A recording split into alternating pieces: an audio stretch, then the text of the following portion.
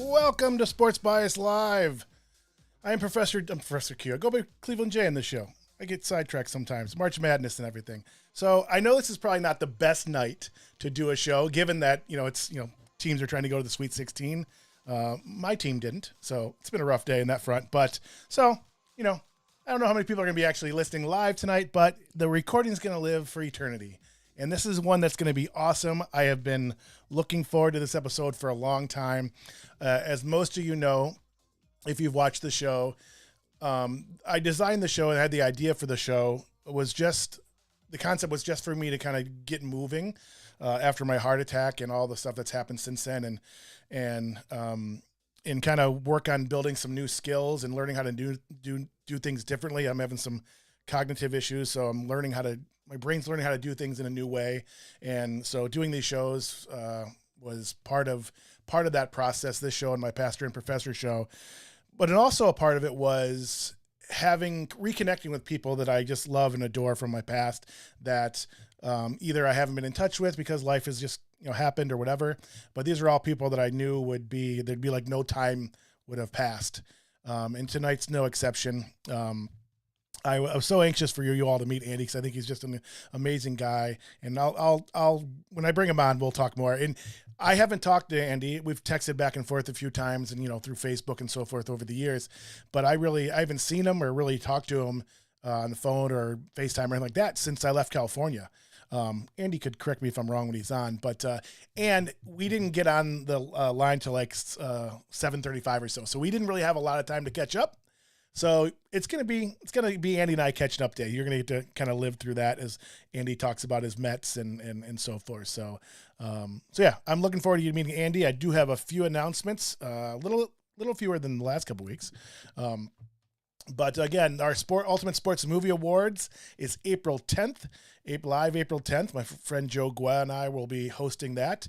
We are still looking for some presenters to present the award. So if you are interested in that, shoot me an email or reach out to me on Facebook.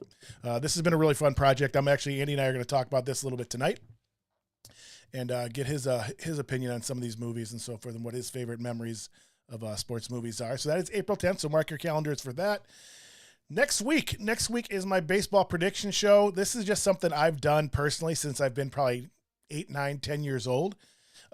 Just I would write down who I think was going to win the divisions and win the playoffs and win the World Series.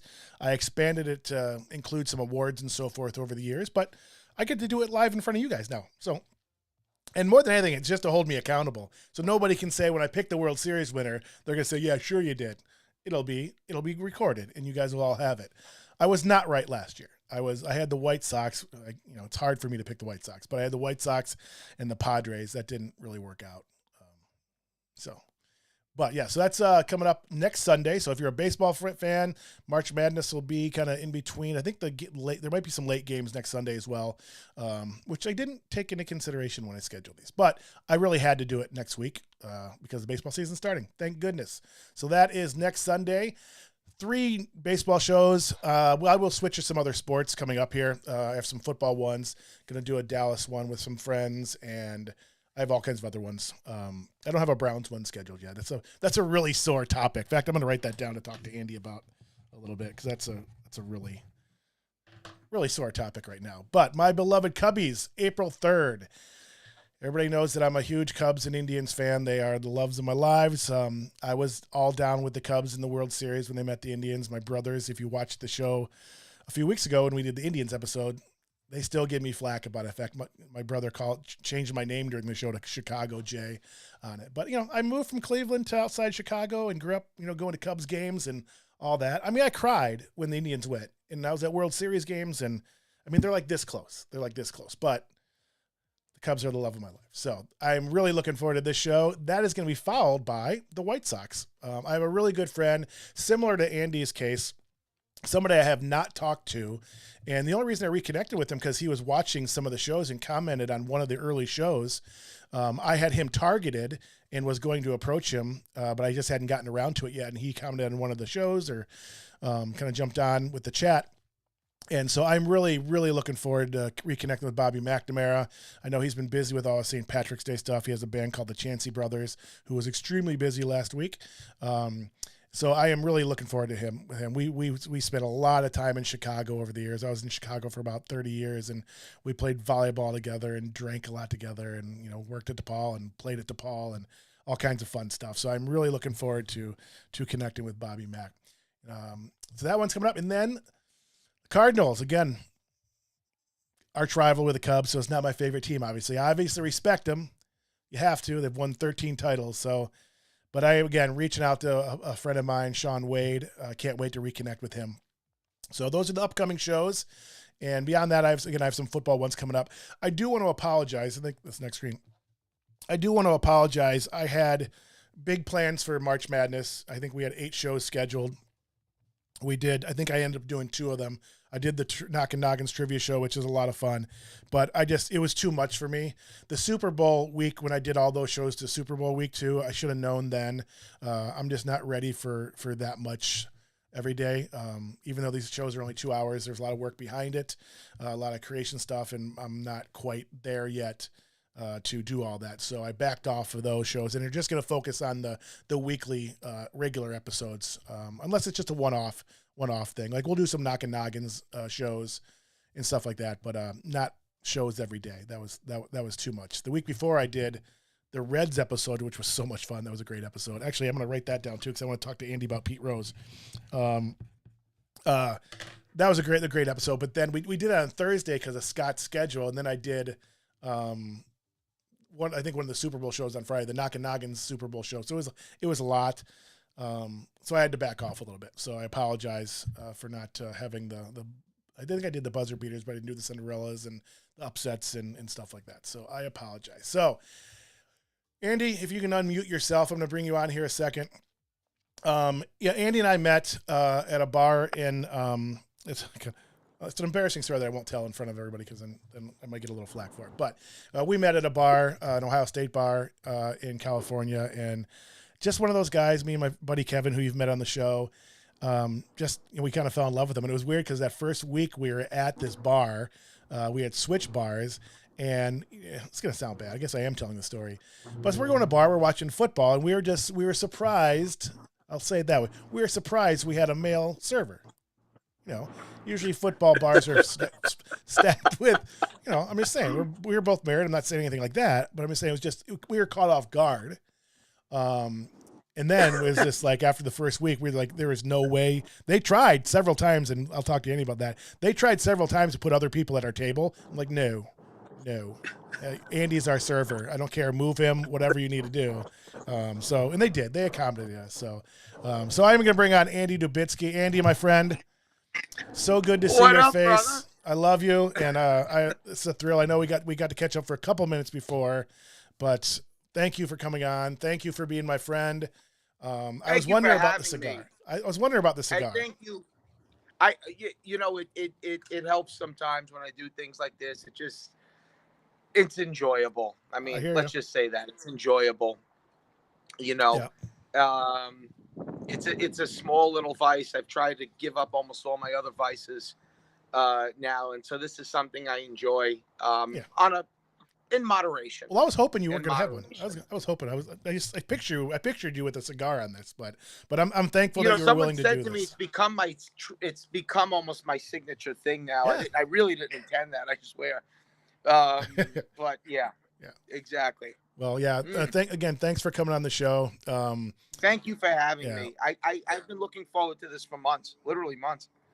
Yeah. I think it was probably 2 months ago when I first started. Again, I made a list of people that I wanted to reconnect with, and then tried to figure out how I'd get him on the show. I knew you were a Mets fan and a New York guy, so I didn't think I'd have any problem with that. There's some other people that aren't necessarily sports fans that I'm reconnecting in a different way, or I'll have them on my other show, or the trivia shows or things like that. But I was really looking forward to catching up with you and listening to the story. And thank you so much. And listening to the story of you and Trig just brought back these amazing memories, man. Just so much fun with you guys. Listening to you and Trig playfully go at it, and almost like this organic, Abbott and Costello thing and Odd Couple thing you guys have going, but you could feel the palpable friendship, like the genuine brotherhood that you guys have for each other. And it was just something I enjoyed every day, man. I mean, I'd be up at 7:30 in the morning to be there. Yep. But we were usually in the parking lot before you got there. You were. I was 7 o'clock in the morning. I get there all like crusty eyed, and you guys were like wide awake. I said, these are the greatest fans in the world. Ohio State fans. Out of the sports bars I've worked in, the games I've been to on the Northeast, and where it's so intense, I put Ohio State fans above anyone. Never experienced a fandom like that in my life. I was people there from age 21 to 90. Yeah, I mean, remember we used to have fun. Oh yeah, remember? I guess I should name names, but remember the one lady that always was problems for us. We used to call her Marge Shot. Yeah, she did look like Marge Shot. Kevin still like texts me. He's like, you said you have to, no, I can't say him out loud. I can't say. That's what I was thinking of. Oh, I know at the end of the day, it's like anything else. I think she was a harmless person. Oh, yeah. She was just set in her ways, and she was just, you could tell it was so important to her. Yeah. It was such a way of life for her that it was almost became too serious. Yeah, yeah. I learned that with sports as I got older. I was a really intense fan. Mm-hmm.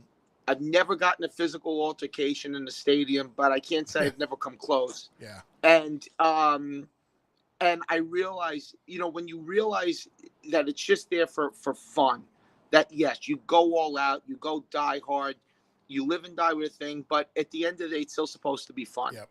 It's still supposed to be something. It's really about community and fellowship. Absolutely. The other stuff, but I think after a certain age, hopefully you realize you're not playing on the team. You're not paying the players. You're actually just there for the good time. And that doesn't mean you can't be serious and be diehard about it, but it's perspective. Yeah. It's perspective. And I think that, my brain's spinning still. It's like, sometimes my brain spins like the computer does nowadays. I think about all the times I've watched sports and the great memories I have with that.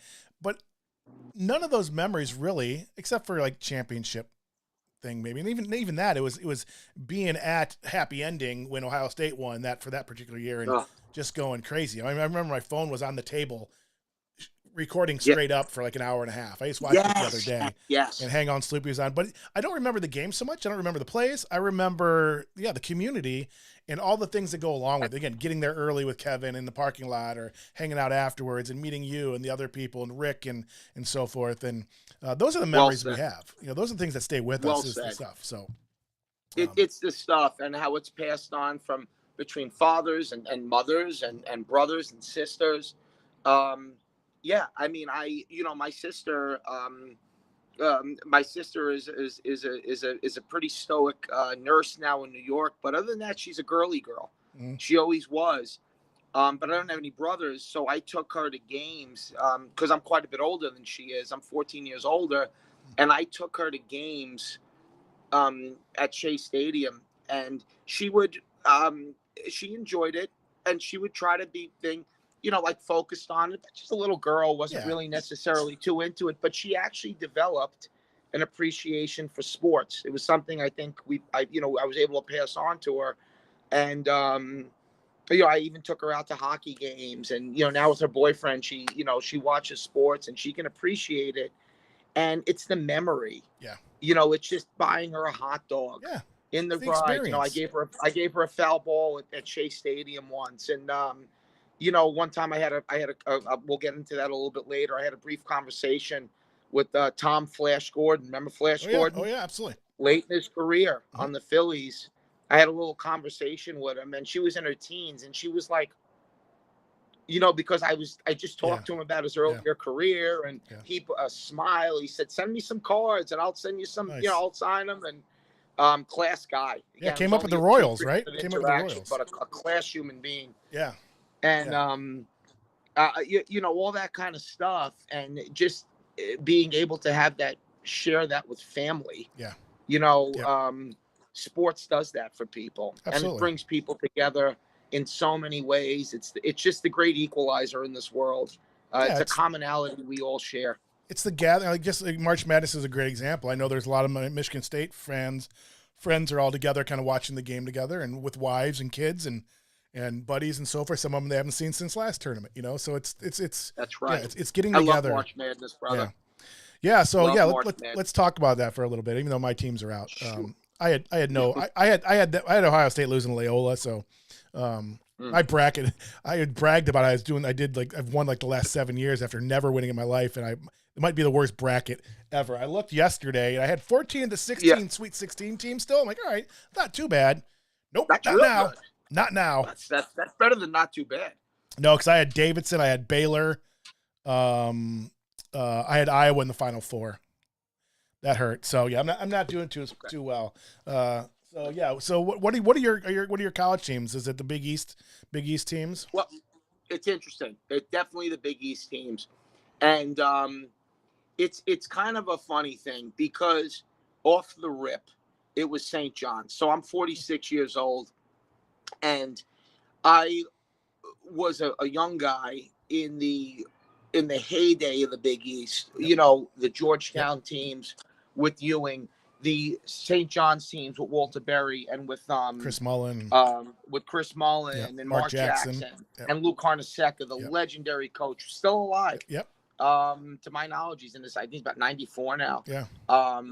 And Villanova and all those teams, but in the late 80s, my dad. So real briefly, my dad and my mom divorced when I was young, but he stayed in New Jersey. Mm-hmm. And he had an affection for Seton Hall. And so Seton Hall in the late 80s got real good. Mm-hmm. And St. John's was still good. But even though you would think like bitter cross-bridge rivals, I actually grew an equal affection for St. John's and the Hall, the P.J. Carlissimo teams that funneled players from St. Anthony's, which was Bobby Hurley's school. I love that Hall team, especially the Hall team that lost to Michigan in '89 by 1 point. I think the Glenn Rice team. He had 184 points in that tournament. He was just a lights out. and a big shooter too. They wore Big those guy. uniforms yesterday. They wore the same uniforms yesterday. I missed that. Yeah, I they didn't lost, see that. but Big Ten has not had a good 2 days. But yeah, no, I hear you. No, they haven't. But but those teams, but the Johnnies, and the Hall are definitely my favorite teams. Now, because of my affection for the history of the game, always a big UCLA fan. Yeah, Actually had a lot of John Wooden memorabilia. Love the uniforms. I always Love did too. Southern California. Yeah. Yeah, love the uniforms. It was that Southern East Coast California. mystery. It's like with baseball Yes. too. We didn't get the box scores until the next day. It was always that it's the West Coast, and yeah. So I had the same thing with UCLA. I love that you brought that up, because if one thing technology has done is it has taken some of the mystique away from sports, Mm-hmm. and just loving just like this far off team with this mythical excellence. Yeah. And I loved UCLA. I came here on a family vacation as a kid. We actually drove around the campus. Huge UCLA fan, and then we talked about before we went live. But my favorite single season team of all time is the '90 Rebels, and of UNLV. And that team, Anderson Hunt, Greg Anthony, Stacey Augman, Larry Johnson, and George Ackles, with Tark the Shark. Just their defensive dominance. Yep. I mean, I think we all respect defense. If you're a big sports fan, whatever is your favorite sport. I'd rather see a 1-0 baseball game. I'm one of those rare people. Me too. Yeah. Me too. And because of the tightness and that Rebels team, the quickness, the athleticism, the full court press, the suffocating defense, was just really a joy to watch. And again, college, this is the late 80s, early 90s, when college basketball still had NBA players in college. Right. Guys never came out before their junior year. So the tournament was stacked with NBA players. Yeah. And I am not a Duke hater the way a lot of guys are. A lot of people are. I'm not a Duke lover. Yeah. Not a Duke hater. I respected the heck out of that Bobby Hurley, Christian Laettner, Grant Hill team. Yeah. However, they were good. They were a little mechanical. And let's face it, there was a little cockiness to them, as there should be. I mean, all good teams, they play with confidence and swagger. And the Rebels just really putting it on them and just kind of shaking that Duke dynasty, that Duke mythology a little with some brashness, with some fun. Yeah. I will say this. Those Duke teams weren't very fun to watch. They were a joy in the sense they were so fundamentally sound, and you could respect them. But they weren't the type of people. They weren't the type of team where you got out of your seat and you were, like that kind of team. And to see a brash, fun-loving, athletic Vegas team run them off the court without disrespecting those Duke players, which I wouldn't, was fun. I think it was Al Michaels at the end of the game, of the blowout game, and Duke beat them the next year in the Final Four. Yeah. Kudos to Duke. But in that game, there's as the game's going on, and you just saw these great Duke players just befuddled. Yeah. I mean, you just saw Bobby Hurley not being able to leave the scoreboard, and I think it was Al Michaels who said, "This one is all Vegas," and you just saw the kids having so much fun. Yeah. And their kids were somewhat outcasts, right? They had a little bit of an image to them. A lot of other programs didn't want them. And Tarkanian was the type of guy that would take, kids that weren't necessarily wanted, and make them into good basketball players. And they were pretty open about it. They were Vegas, and they didn't even go by UNLV. They went by Vegas. Yeah. I thought that was always cool. It's North Carolina versus Vegas. It was sexy. I mean, let's be honest. It was a sexy program. That's my all-time favorite college single season team. I would say, I think it was the 84, 85 St. John's, and the late 80s, early 90s Seton Hall teams were my favorite teams. My buddy Joe, who was on the show, he's co-hosting the movie awards with me, and he was on the Knockin' Noggin show. on Awesome. Wednesday. His favorite player is Chris Mullin. He liked those St. John's teams too. Oh. He's from the Midwest. He's from Michigan, but he grew up loving Chris Mullin and that team. So Chris Mullin was just anyone who played against him said he was just jaw-droppingly lights out as a jump shooter. Yeah. I do remember him vaguely being covered in high school. I think he went to Christ the King or Zavarian. He went to Zavarian, which was an incredible parochial school in Brooklyn for sports. It was Zavarian, Christ the King. I think is where Kenny Anderson and I think Lamar Odom and Ron Artest. I'm mixing it up a little. I'm mixing and matching, but those guys came out of those schools. Right.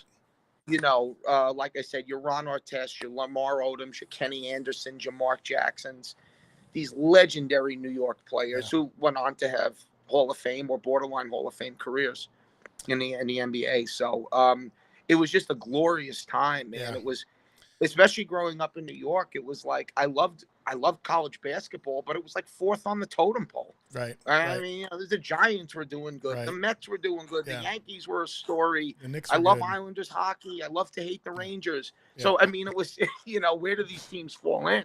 There's just so much to do. We're gonna have a Islanders episode at some point, so we're gonna have you back on for that for sure. And speaking of hockey, my passion for the Islanders has grown over time. I think it's because you appreciate it probably more. I appreciate what the New York Islanders accomplished in the late 70s and early 80s, and more importantly, everyone associated with that franchise has just been such great community members to the community of Long Island. And I'm from Staten Island, not Long Island. But, you know, as time goes on, life changes your perspective, as you know. And celebrity and sports passings, it's not that I don't feel anything. I just look at them differently. Yeah. When Clark Gillies, the Hall of Fame winger on the Islanders, died, I couldn't believe it. I cried for about a half an hour. Yeah. And I was like, and I was saying to myself, geez, Andy, you know, I just couldn't help it. Yeah. I mean, if you see even my Facebook cover photo, he did so much for charity. Not only was he a protector on the ice, was he a great player, but he did so much for disabled and sick children in Long Island. That's something, you know. Yeah, I hear you. Well, I'm hoping my Blackhawks, you know, rebound in the next few years. But it was a fun run. 3 Stanley Cups in 8 years. It was a great run. Listen, run. Teams age. Yeah. It is what it is. Yeah. You've had an amazing run. And what's great about that is, you know, the Blackhawks were in peril. Oh, yeah, I know. I mean, they were in you couldn't watch them on TV locally for like 30 years. It was ridiculous. Literally. No, old man Wirtz fell apart in the late 80s. Old man Wirtz it's a long story, but it is. No, but we went through, and we'll compare notes when we do the Islanders show. We went through the same type of thing with the Islanders. Mm-hmm. You know, we went from this iconic franchise to, like, I almost felt like we were getting kicked out of the league. Yeah. I mean, it was just like, we had an owner in the 90s who bought the team, Spanos, on junk bonds. Yeah. And he came in with all these promises to rebuild the team, and he was like in jail 2 months later. You can laugh. And then we had Mike Milbury, who ran the team into the ground. He didn't have much to work with. There was a lot going on there. The Gordon's Fisherman uniforms, the Coliseum not being reversed. I mean, it was uniforms. It was torture. Those were awful, by the way. I never gave up on them. And finally, Charles Wang bought the team. They were awful. Charles Wang bought the team. At least he tried. We didn't have great runs, but we got respectable, and he saved them from moving. Yeah. That's Charles Wang. Rest in peace. That's his legacy. Mm-hmm. He kept them in New York, and now we have great owners. Yep. In Ledecky, we have Lou Lamoriello and Barry Trotz running the team. We got beat up with COVID stuff this year. We just got bad breaks. Yeah. We're still a really good team, considering we're not going to make the playoffs. Yeah, we came a goal from the Stanley Cup Finals last year. Yep. I was thinking about you. And we got a new arena. I'm so enthused about where the Have you been to the new arena when you've been back, or not yet? It just opened this year. Yeah, I haven't been back. I will though. Yeah, I thought it was last year. It's because time is flying. So speaking of hockey, did I say this already? Did I say this already? That national champion. It's a good day to be a national champion Buckeye today. Well, we talked about it briefly. All right. I don't know if it was on air or before air. Yeah. The women's hockey team in the Frozen Four, national champs. So shout out to the Lady Buckeyes. Shout out to the Lady Buckeyes. That is huge news. And you and I were talking. I was pleasantly surprised. Forgive me, ladies. It's all right. Forgive me. I was so pleasantly surprised at the quality of female and women's Olympic hockey. It's so exciting. The players are so skilled, and they play so well, and they play so hard with much heart. It's a sport I'd like to definitely get into in the future. Definitely. There were a lot of Buckeyes on those teams between the United States and Canada, and a couple other European teams too. So I know we're gonna get into the Mets. I promise you, we're gonna get into the Mets. No, listen, but I have a couple things. We haven't caught up. Have fun. We haven't caught up in so long. I tried to get Trig on. He's in Mexico City. So I tried to get him, like, they have internet in Mexico City. Just jump on the phone for a little bit with us. Yeah, but they don't have internet in the jails, and that's the problem. That's a fair guess. But, unfortunately, he always has a get-out-of-jail card. I love Trig. Trig's fantastic. Did you see the episode that he was on with the Reds at all? I did. I wasn't worried about it, but I was just like, Craig. First of all, he knows that I push my buttons purposely. He doesn't even believe his argument or anything, or he just does it and just sits back and just watch me. After all this time, that's what he does. I'm still doing that. That's what he does. So one of the arguments we knowledgeable sports. Man. Definitely, most definitely. Trade knows sports, and I think that, and I've only seen him once. He came through Chicago one time. We've talked a few times, but last year he came through Chicago just for a few hours, and I saw him there. So he's been on one show or two shows. I don't remember, but I think people picked up on what you had mentioned too earlier about, our camaraderie and our friendship. And it's like, it's comical. I mean, it's comical. It's hilarious. My stomach, I would always come home between the two of you, or I'll stay at Chicago style, the two of yous. My stomach was I felt like I did a million sit-ups. It's like I was just like between drinking. So sorry, we're going to go on so many tangents. So when we first went there, we were at the Shack in Santa Monica. Then we found Happy Ending, and you ever talk to Rick, by the way, or anybody, or Nicole, or I talked to Rick through friends, and we say hi to each other, and I really do want to reconnect with them. And I did talk to you about that a little bit, but yes, absolutely, kind of keep tabs on the guy. One of the best. If not, I would say maybe the best bar manager I ever worked with. Rick just knew how to make a place run well, and he knew how to make it fun while doing it. They have the built-in Ohio State Buckeye connection, so it's like when you have the Ohio State fans there, it's kind of hard not to be fun. But I'm going to embarrass Rick. He was the captain of the basketball. I know. I was just going to bring that up. He was the basket. I was like, there's so many times. John Havlicek. There were so many times. I was like, we're going to get him in trouble. We're going to ruin his legacy. Like, you don't want to be associated, Rick. Every time I'm driving through Indiana, I drive by Plymouth, where he's from. I shout him out, 'cause I was actually in LaPorte, Indiana, right by them when, I think he's younger than us. But anyway, so I had a couple things on here. March Madness I talked about. So Trig and I got into this, and part of it was him just being a dick. The Pete Rose argument. So I want to hear your Pete Rose stance. And so two things of that. One, I'm glad you asked. The suspension and banning from baseball. There's that episode, and then the Hall of Fame episode or thing. So gotcha. Well, so I was about 13, 14 in 88, 89 when that whole thing happened. I will say this. My father always told me, out of every athlete we ever watched together, out of every athlete he ever watched, and you talk about a guy you could have a sports show with, my dad always said, be Pete Rose. So he said, be Pete Rose. Play the game. play the game, Yeah. like Pete Rose played the Yep. game. And whether I mean, most of my exploits were on playgrounds and schoolyards. Yeah. I did play organized ball, and I did play a lot in adult leagues, more street ball than organized stuff as a kid. Yeah. But I always did try to play hard. You know, I definitely wasn't the most talented kid on the field or court, but I always felt like I just play hard. Yeah. You know what I mean? If you're in a low level, just put your body out there and you'll contribute. Yeah.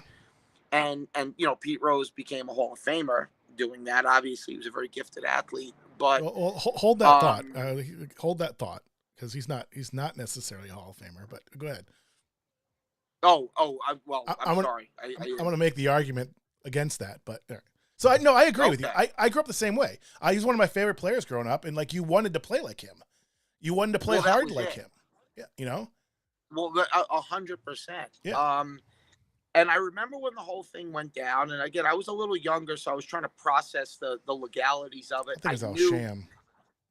Gambling on baseball was wrong. I mean, there was that argument. And you're trying to process it through the media. Yeah.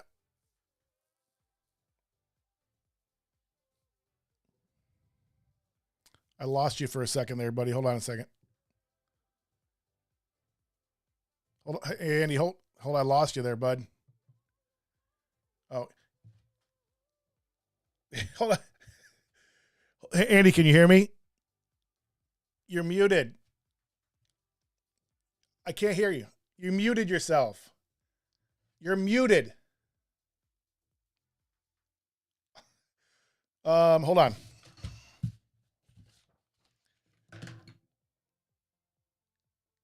Push the mute button. You muted yourself somehow.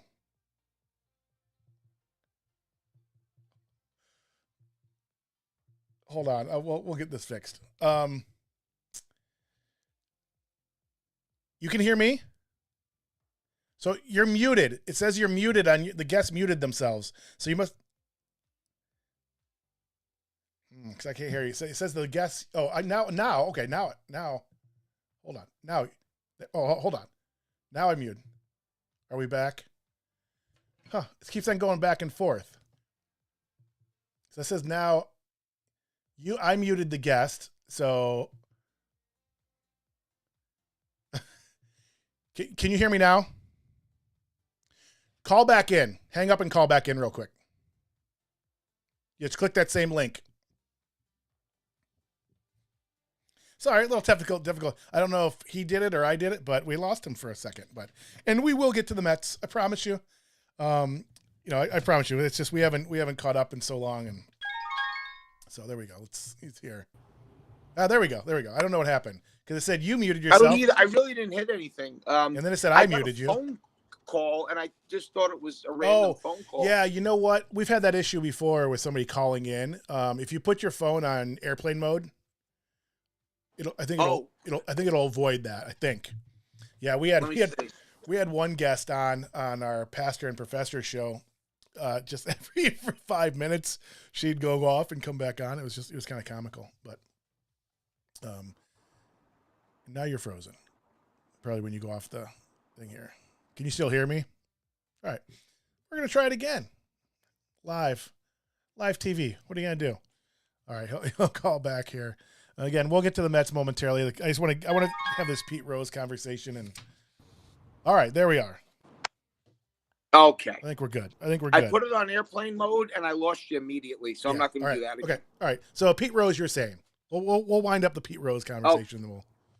Okay. Let me try to make it somewhat of a little bit of a synopsis. Okay. I have always maintained that despite all the other players who have gambled on the game and who do gamble on the game. Yep. But the way it happened, he got, I guess, caught, for lack of a better term. I have always maintained that despite me not wanting that, I would not put him in the Hall of Fame. Okay. I would not. It certainly has nothing to do with his accomplishments. Yeah. Which I am going to argue that case in a second. And listen, I'm still not very convinced. I'm usually pretty convicted in my stuff, and I still, on many levels, will say I just it was such a strange thing. He didn't come clean, and then he did come clean, Yeah, and well, then he to applied. be honest with you, Andy, like Go you ahead, said, please, there because was I don't. This is something I still wrestle with. there were so I many really people. do. There were so many people. Like you telling me, like all the 50s and 60s, those guys weren't gambling. It's like, Earlier, yeah, earlier. Cobb, It's always happened. Rogers Yeah, Hornsby. I know. They all did. I think I think it was a witch hunt against Pete. The fact, and then Giamatti died, and it's like everybody's honoring Giamatti and upholding it. It's like, I think it's ridiculous. If the reason he's not in the Hall of Fame or eligible Hall of Fame is that I think that's ridiculous. I think he should have been overturned. He's paid the price for that in many, many ways. I think You can't make an argument that he hasn't. That Right. It's been 30 Right. 30 years. Right. And in all fairness, I guess to say too that there was no proof that he ever bet against the Reds. That would be a different story for me for sure. But everything I've ever read, it was for them to win. Whatever. Right. So, but my argument is, I've said that I think he should be in because he's the hit king. That's it. However, well, his numbers. I mean, no. Hold question. on. Hold on. Listen to me. I don't think Okay. his numbers. He does not. I don't think he deserves to be in the Hall of Fame because of his numbers. I think because that one number. Now he hung on 6 more years to catch that number. He was determined to catch that number. I'm not saying I wouldn't have done the same thing, but he held on for 5.5 more years just to accomplish that. And during those 5.5 years, he wasn't even the equivalent of a AAA player. He wasn't good. He wasn't He was good. a bench player. A bench player. So those numbers, all the numbers that he has records of are simply longevity records. The runs, the at-bats, the hits, all the numbers that matter to baseball purists and statisticians and everything else.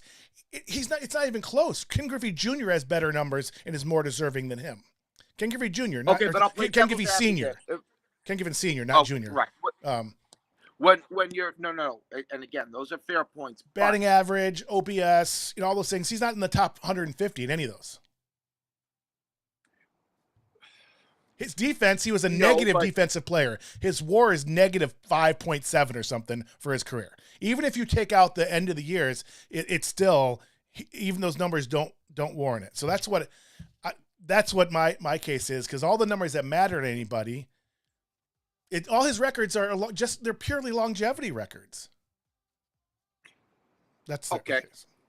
Now, my devil's advocate will be for that, and again, those are obviously fair points, exceptionally fair points. Did you hear that, Kevin Trigg? The Hall of Fame has many compilers in it.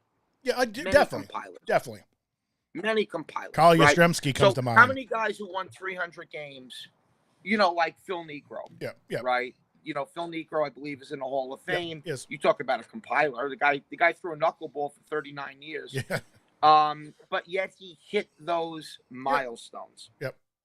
That doesn't mean those milestones should qualify you, but they do. No, I get that, so to speak. And that's why I think Pete should be in, but it's not based on his numbers. Right. I think it's what he meant to the game, how he played, all those things. Well, there's that. And then I'll ask you this. If you, in the 1960s through early 80s, I'd say maybe through 1980, through the Phillies World Series, if you were a GM or a top-level manager like a Sparky Anderson, would you have put him on your roster if you were chasing a World Series ring? More than likely, yes, for sure. I mean, I can't say no, but, the other thing is, again, I loved him. I loved him growing up. I loved the way he played and everything else. It's just, of course you did. Yeah, and you're from the area. Yeah. I grew up watching him and all that stuff, but, he was never the best player on any team he ever played on. It wasn't even close. He was never the number one player, even 2 player on any team he played on, including the Expo But he played teams. on great teams. He did. Yeah. He did play in great teams. Again, I think he should be in, but I don't think it's as clear cut and dry as most people, especially the casual fan, thinks. Because if you think he should be in, taking off the gambling stuff, if that's what their argument is, I get that. But just looking at stats and so forth, there's, again, I'm not saying he shouldn't be in. I think he should be in just because, the hits and everything else. But, he wasn't, let me say it this way. He was a good player. He was a really good player for a really long time. He was never a great player. That's what I will say. I think you can, I definitely think you can make that argument. And it's a classic argument among baseball fans. Is stats less than domination? Like Sandy Koufax didn't even win 200 games. Right. But he was utterly dominant for over half a decade. Utterly dominant. Ralph Kiner hit 369 home runs. But at one point, I think he had the second most home runs for right-handed. He had the most home runs, second most home runs per bat in baseball history. Yeah. First was Babe Ruth. Now that's changed. Yeah. So much has happened since Kiner left the game, or even since the 80s. Yeah. But Kiner's a Hall of Famer. Yeah. But the thing is, the guy that got more base hits than anyone that ever lived, no matter how he did it. And granted, I mean, I'd have to. How many 200 hit seasons did he have? A lot. He had quite a few. He had quite a few. That's an accomplishment. 200 hits is 200 hits. I would have loved. I mean, I don't think it's ever going to be broken. I don't think it'll ever be broken with injuries and how all the stuff. I don't think it'll ever. I don't happen. think it can be today the way Ichiro would have broke it if he played here the whole time. Ichiro would have broke it. And 100%. When I say that wasn't that long ago. So could there be somebody that comes up and does it? I just think it's a different game, and when the game kind of cycles, it's just a different game right now. Well, with specialization today, with bullpen specialization, right? It'd be so with now performance enhancing drugs being cracked down on, so the longevity isn't really there. I mean, that was a testament to Pete in and of itself, just on sheer will. Yep. I mean, you could say a lot about Pete Rose. You can't say he doesn't have a lot of testosterone. No. He's 80 years old. Definitely not. I mean, I still wouldn't want to fight him. No, no. You know what I mean? And the thing is, though, Pete was such a competitor. I do think where I totally agree with you. No, Johnny Bench, Joe Morgan, Mike Schmidt. These guys were better. But Mike he Schmidt always hates did Pete find Rose. a way, especially in the 70s, to get weasel his way into the World Series and the playoffs. He was a big-time, marquee, big-game player. Yep. Even in all-star games, I mean, he just had He did hit in the clutch. His numbers in the clutch were good. Those are important things. Yeah, definitely. And I will not get on this topic, I promise. But even though it was brief, it's some of it, and of course he didn't have the numbers he did, different sport, but even Eli Manning, it's such a hotbed argument. Yeah. Eli Manning doesn't belong in the Hall of Fame, but it's like, how many guys who won 2 Super Bowl MVPs aren't in the Hall of Fame? Again, we don't want to get into that argument. Tough. I know. I hear you. I hear you. No, we'll go on a tangent. But because if you take the 2 Super Bowls away, which you can't, I understand that. But if you take those 2 Super Bowls away, he's not even relatively close. He's not even in the conversation. No. He's Vinny Testaverde without those 2 Super Bowls. And it's not that Vinny was a bad quarterback. No, yeah. But he wasn't. But he was Vinny Right. Testaverde Right. without those.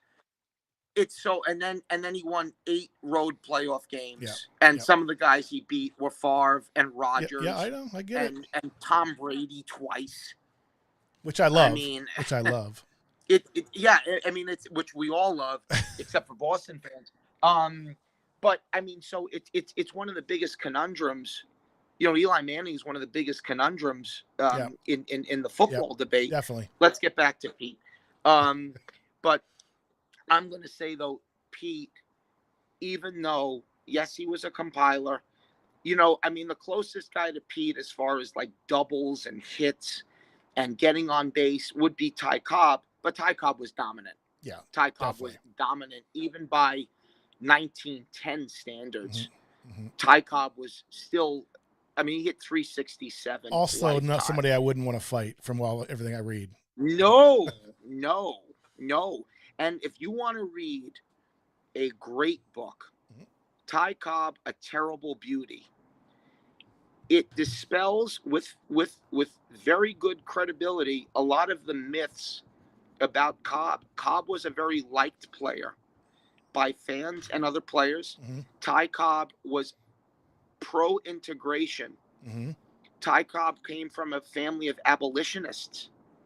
And we know a lot of the stuff about Cobb and about the mythology and even the Tommy Lee Jones thing. Yeah. If you really just go through really historical accounts of his career, a lot of those myths not only do they not add up, there's a lot of proof he was the opposite.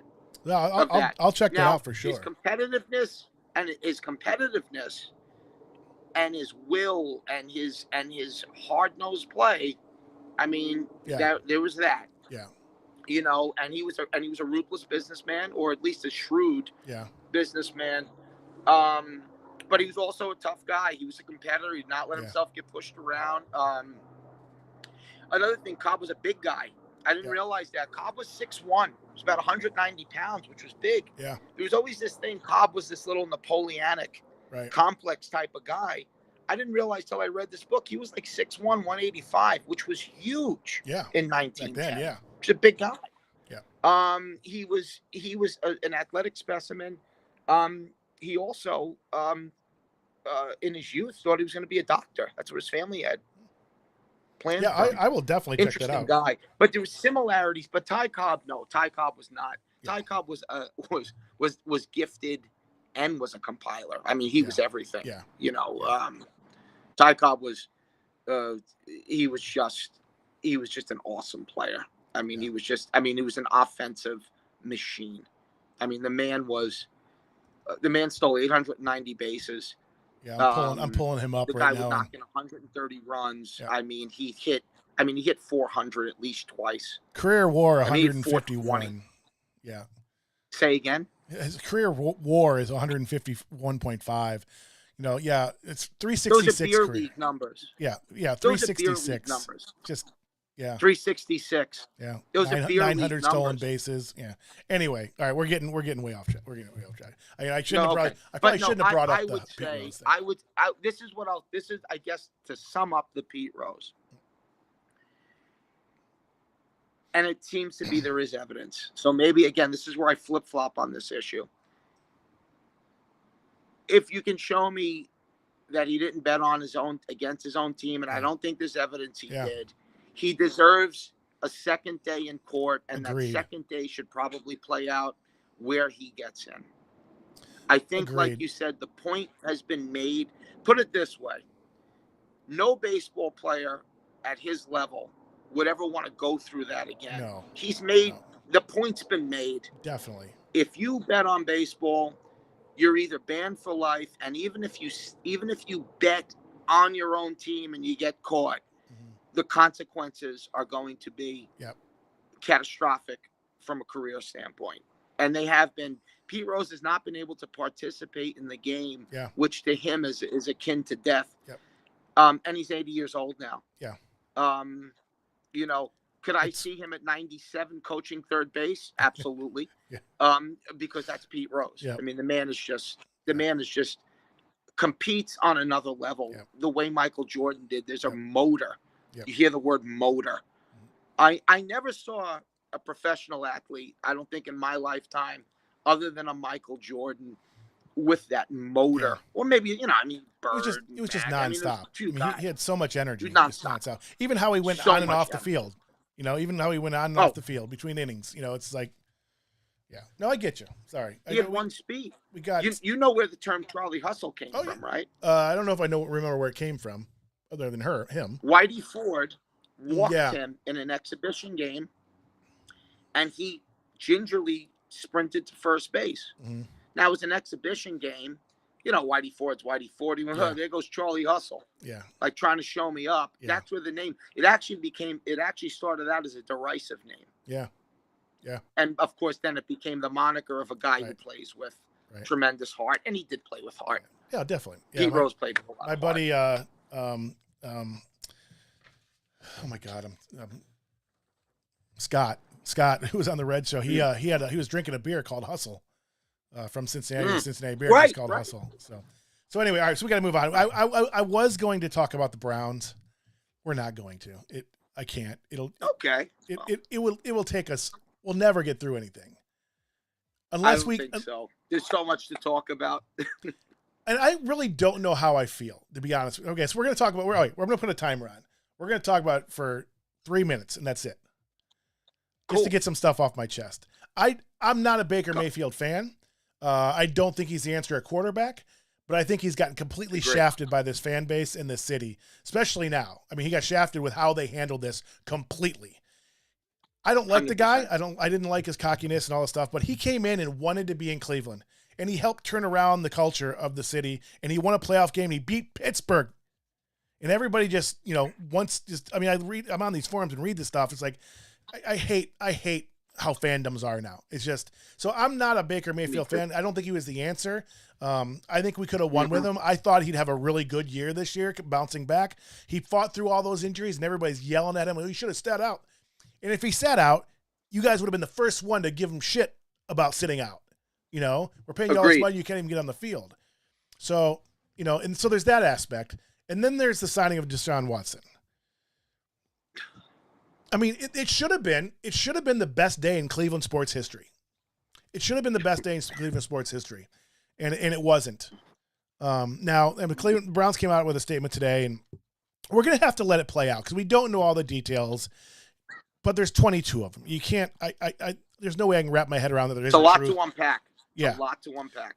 So, but we don't know the details of what was done, what was said yet, and maybe we do.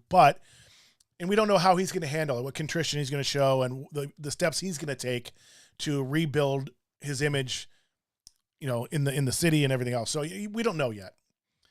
But I have a hard time. I have a really hard time with this. And other people are just on the forum saying, "Oh yeah, you're crazy. You're not a Browns fan. We just got so much better." Like, that's all that matters. That's not what matters to me. I've waited my entire life for the Browns to win. I would give, well, at this point, maybe at least one testicle for the Browns. Well, I'd give them both now.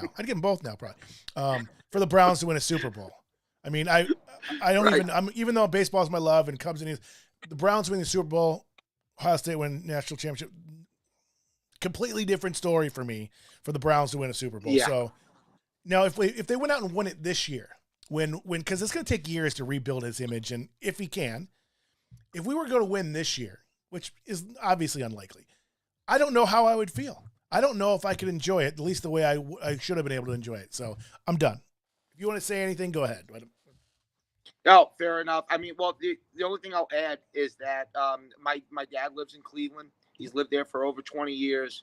And I know firsthand, even though I didn't grow up in Cleveland at all, I know firsthand what football means to that city, what football means to the people of Ohio and of Cleveland, and how those are just such diehard fans. Like you said, fandom has its downfalls now as far as the way a lot of people do it. But the city is so embedded in football and is so in love with that team. I remember the teams of the 80s, the Dog Pound, the great defenses of the 80s. Greatest memories of my life. I mean, watching those, the drive, I don't want to bring it up for you. The drive and the fumble. But I was there. I would love to see it. And yeah, you were there. Yeah. Oh, God. And just knowing, seeing the way quarterbacks, before we get off the topic, just seeing the way quarterbacks are torn down so easy. I go to with Daniel Jones with the Giants. Yeah. Daniel Jones is not the next coming of Peyton Manning by any stretch. But I said, watch the kid play. He's not the problem. He might not be the answer. Right. But he's not the problem. Yeah. Right? The guy who goes out there and wants to be there and works hard and takes his lumps when the team is just not supporting him. The offensive line couldn't block a slow leak. You can't. I root for people like that. Yeah. And I'm rooting for the Browns, and I'm just rooting for it to work out. I'm rooting for them both. I want Baker to go somewhere and win. I don't think he's that great a quarterback, but I also want to see, especially since he's ours now, I want to see Deshaun Watson come out of this and learn what he's need to learn from it. And grow from it. Well, and I think, and you hit on something great, and it's like we were saying before we went on air. At some point, you have to say, winning, of course, is the ultimate goal, But it's What also about expense? the integrity of the Yeah. team and getting behind players who want to be there. Right. They're not always going to win. That doesn't mean they don't bring value to your life as a fan and to the community and as an example to your kids, even, to a degree. Yep. And so, just bashing players and just for fun of it, just kind of discarding them and stuff like that. Yeah. Franchises that do that easily, they usually have bad luck, so to speak, and bad juju around them. I think that's tangible, right? I think energy and stuff is tangible. And when you come into this thing with a team, and you see it a lot in New York teams and Philly teams, it almost becomes a badge of honor to be negative and to bash players. Yep. We'll get into this in a second. When Carlos Beltran came to the Mets, he struggled. And I was making a decent buck back then. And I remember going to see the early Beltran game, sitting very close to the field. I had a good hook. And people just standing up and booing. Yep. Boo. I'm like, can you give this guy 2 weeks? It's a good player. Yeah, it's like when Frankie Lindor went through that this year, Well, yeah, exactly. And it's like, what does that do? How does that help? I mean, you got to give people a little bit of a chance to adjust and everything Watch the game. Is he struggling or is he lazy? Lazy is one thing. Yeah. That's intolerable. Yeah. But is he struggling or is he just, even when Lindor wasn't hitting, he was playing in the field pretty well. Yeah. You could see he wanted to play well. Yeah. It just having a hard time adjusting. Yeah. Listen, these guys might have superhuman abilities, but they're human beings. Yep, absolutely. At the end of the day, they're human beings. Because they can do something almost none of the population can do. We expect, Marvel superhero feats all the time, and it's just not feasible. Yeah, I hear you. All right, Andy.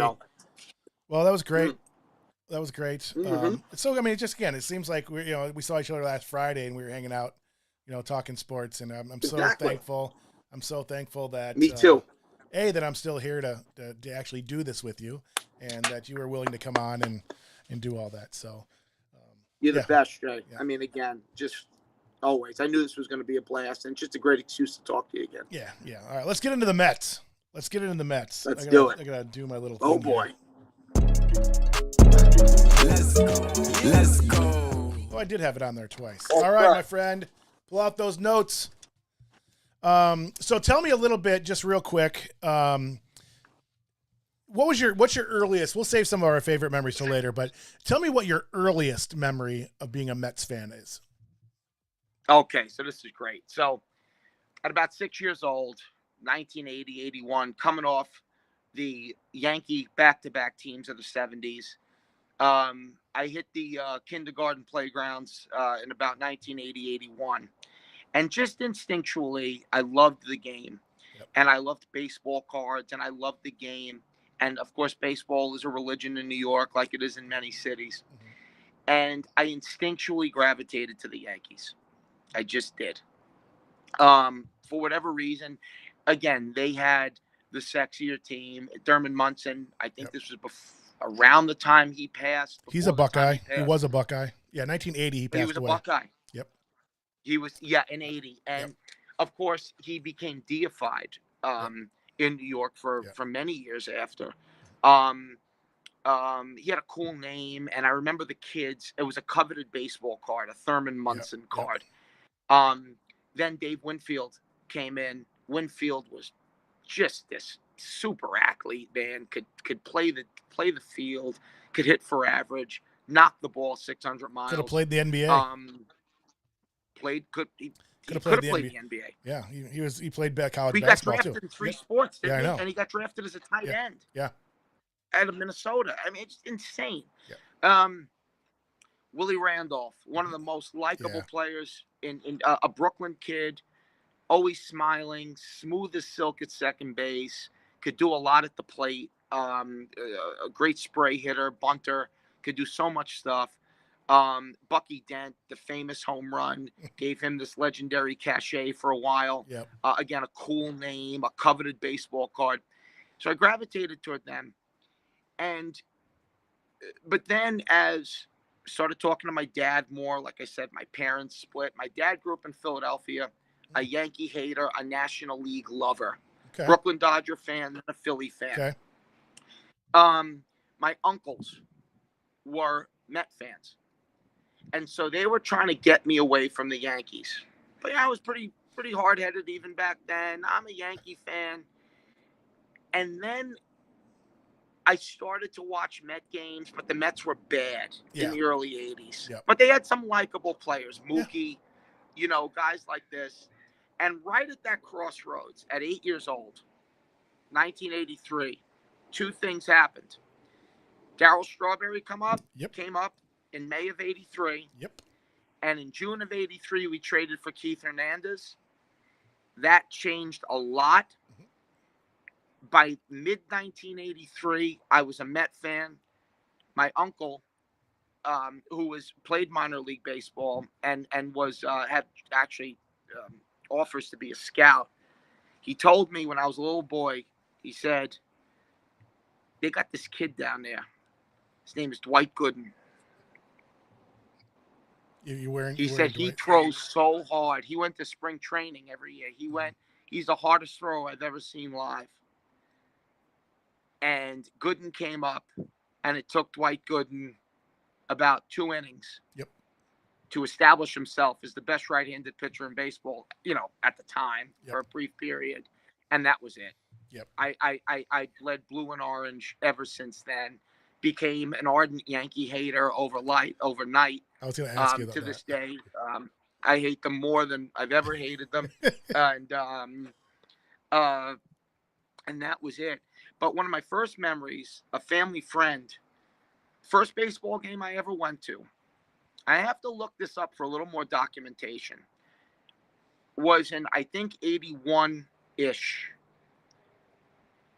Family friend was a Nolan Ryan fanatic. He was a Yankee fan, and he took me to Yankee games, which was cool. Yeah. But he was a Nolan Ryan fan. And he was a little sadistic, so he took me to see Nolan Ryan pitch against the Mets. Mm-hmm. And we were in the mezzanine with Houston. Yep. Sorry. And so I was a little guy, couldn't see much, but all I heard all game was pop. Yeah. I don't know how many Mets he struck out. I think he had a no-hitter going into the 7th inning. And the Astros were beating us 4-0. And I believe Rusty Staub broke up the no-hitter with a home run. I know the game you're talking about. And Rusty Staub did win it with a home run.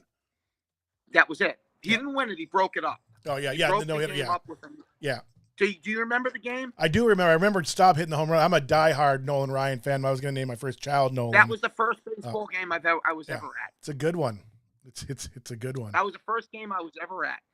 And the Mets was he a Nolan Ryan fan because of the Mets when he was with the Mets? Was that why he was a Nolan Ryan fan? No. He was just, I think he was a big baseball fan, and I think he was a Yankee fan, but I think he just appreciated great players.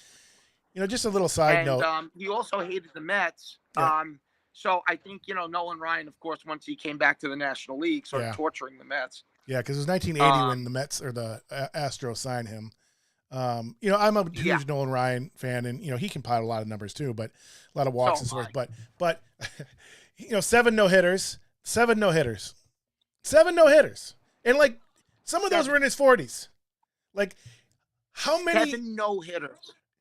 How many? I don't know the answer to this. I knew it at one point. And how many one-hitters did he had in the 9th inning that lost in the 9th inning? It's like 15. Yeah, it's like 15. And then if you look at how many no-hitters he had through 7. It's mind blowing. Anyway, yeah, when he was on, he was as unhittable as any guy that ever played pitched in the major leagues. Yep. Like you said, he could be wild. Yep. He had a knack for maybe not being dominating in huge games. Mm-hmm. In game 2 in '86, we beat him. We roughed him up in the Astrodome. And we lost game 1. I'm like, Jesus, we got Nolan Ryan, but we got to him early. We jumped on him. That '86 team had no quit in it, as you know. Yep. And Bobby Ojeda was a really good pitcher for us. But man, that was scary because it's like we lost to Mike Scott. I mean, Gooden lost 1-0, and now we got Nolan Ryan. and it was the first or second inning. We just knocked them around. I think we posted a 5 spot by the second or third inning, and I knew we were going to win that game. My uncle went to that game, and he brought me back a ticket stub from that game, which was great. Cool. He sat next to Nancy Lopez, Ray Knight's wife. Yep. Which is a weird that's story. Funny because that came up. I think that came up on the Reds episode. We talked about Ray Knight playing for the Reds, and because the Reds have no third basemans. But I brought up Nancy Lopez to see if they remembered who she was or who he was married to. But great all right, golfer. Andy. She was a great golfer. Oh yeah, absolutely. All right, we got to get in this lineup. So that's how I became a Met fan. Yeah. I have to say, my memories of the Mets too. I was like, I went to a lot of Cubs games, and it seems like I saw the Mets all the time, and those two teams sucked. I mean, I didn't care. I didn't care. I saw. It seems like I calculated over the years, and I was there for 30 years. But even as a kid, we'd go all the time. I've been to probably 500 Cubs games, realistically. Oh, and it seems like, especially early on, I saw the Mets or Phillies almost every single time. It was just like I always saw them. But that 86 team, I really liked, and I'm not a Mets fan. I don't have anything against them. Right. But the 86 team, I loved. I pay attention to minor league baseball a lot, and watching Darryl Strawberry rise, and then Doc Gooden before that, before that. It's like I was mesmerized by that team, and especially Doc Gooden. I love Darryl Strawberry. So that team was exciting. I hate the Red Sox. Me too. Seeing Ray Knight scamper around the bases when the ball went through between Billy Buckner, I felt bad for Buckner because he was a Cub. I felt bad for him. But you can't tell me, Andy. You can't tell me. I mean, he was a really good defensive player for his whole career, and that ball was just.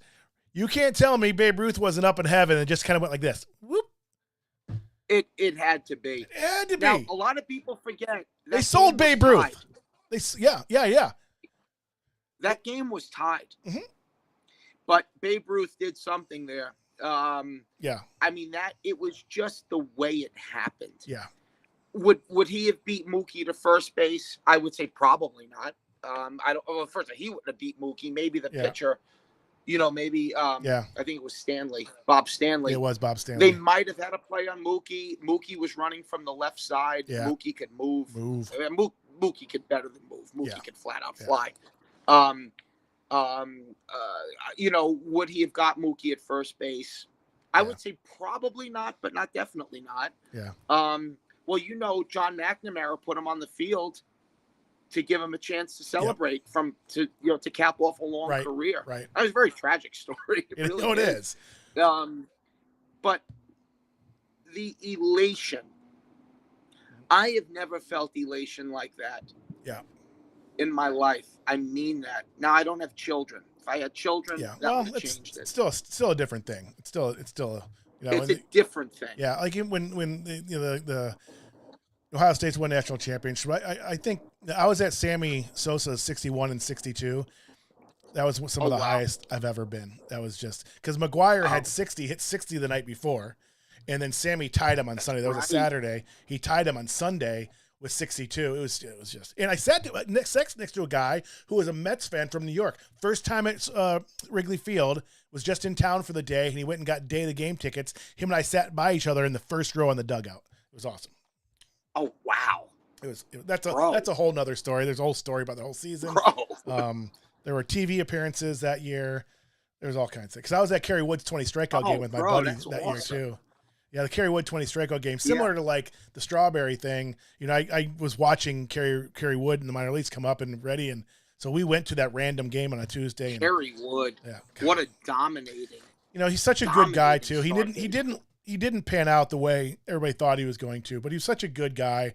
Well, he got hurt. I mean, he was used wrong. I mean, the coaching he was used, but anyway, he was all right. We're an hour and 15 minutes into this. You realize we haven't started the lineup. Feels like 5 minutes. Yeah, it literally feels like 5 minutes. All right, so we're doing the lineup now. We're doing the lineup. So tell me about going through this when you started. And we decided you're going to do the show. What was it like?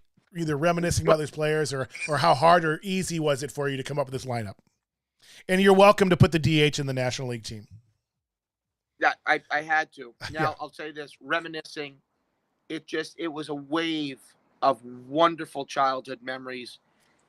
And if this would have taken place a few years ago, this would have been very easy because the Mets have had almost no good position players. Yeah. However, that has changed in the last decade. Without question. Yeah. And this has made it a little, and some of them were homegrown, and this has made it difficult. Yep. And then, of course, you go through the thing. You're really trying to get it right, what lefty-righty matchup. And I did put some of that into it. Mm-hmm. But I said, you know what? I was going to go a little more old school where you kind of just put your lineup together, lead off, strongest, weakest. Yeah. Now everything is so upside down. Your second hitter's the best hitter. Right. You put a good player in the eighth. You want your eighth hitter to be good. Right. It's all weird now. Right. I tried to do some of that to try to make it a little almost simulation as if we were playing a game. Mm-hmm. But I put together this lineup. It was difficult. Yeah. I was working on it for a few days now. I was scratching and changing. Consulted with my roommate Louis, who is as knowledgeable. I would say probably even almost a little. I may disagree with him on things, but he's at least as knowledgeable, if not more knowledgeable than I am. Diehard Mets fan. I'll try to show you his room in a second. But he's got a shrine to the Mets in there. It was difficult, like I said, because we now have had some really quality position players. I also tried to sprinkle in players that transcend statistics. Yep. And just mean so much to the franchise. Yeah. So if you're ready, I'm ready, and then I can give you a little bit of a maybe after the lineups, a little bit of a tidbit why I chose what I chose. Yeah. So I have this just listed from first to DH, but we can go through it if you actually have a lineup set. We can start with whatever your first one is, and I'll just go with that position. Both. All right. We could do both. Do you want to just start off first with just the starters? You know what I mean? Just around the horn. Yeah, let's do that. Like who I would start at each position. Yeah, let's do that, and then you can tell me what order they'd be in because it is. Well, difficult. we could do. I see the list here. I could just go down the list from first base to DH. Okay, let's do that. Do that now. Just the way you formatted it. Yeah, yes, and cool. let me ask you this: what position was the hardest for you? You know, the third outfielder. Yeah, because we have not had dominating outfielders at all. And we really only had one homegrown outfielder that was what I would call an exceptional perennial all-star in Darryl. Yep. That was the hardest, the third outfielder, believe it or not. You think most franchises get 3 starting outfielders. Yeah. No, I did come up with. I agree. I think because the franchise is so young, compared to the other episodes I've done so far. It is relatively young. Yeah. I mean, 62. The Pittsburgh Pirates may have had a drought, but they also had Paul and Lloyd Wainer. They also had 80 years. There's 2 Hall of Famers right there. Yeah, they had 70 years before you guys started playing baseball. Right. You get the Wainer brothers and Barry Bonds. Yeah. There's the Pirates. Yeah, there you go. Pretty good outfield. Yeah, I'm actually looking forward to doing Pittsburgh because I really, I grew up a Browns fan, so I don't love the Steelers, but I respect the Steelers and I respect the city. It's a very much like Cleveland, and I love baseball. I love Roberto Clemente, so I really Pittsburgh's a really underrated baseball town. I forgot it's a really about good Clemente. baseball. Jeez, wow. It's a really good baseball town. Really good baseball town.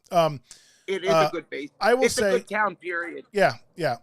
I think they've done a lot of good things, and I haven't been down to the new stadiums, but I've heard they're great on the river there, and it's like I haven't been. It's the nicest stadium in baseball. Yeah, I heard the Pittsburgh Pirates Stadium is the nicest stadium in baseball. I've heard the same thing. To me this was again I guess I didn't think about it much before I started, but the position player wise, it wasn't.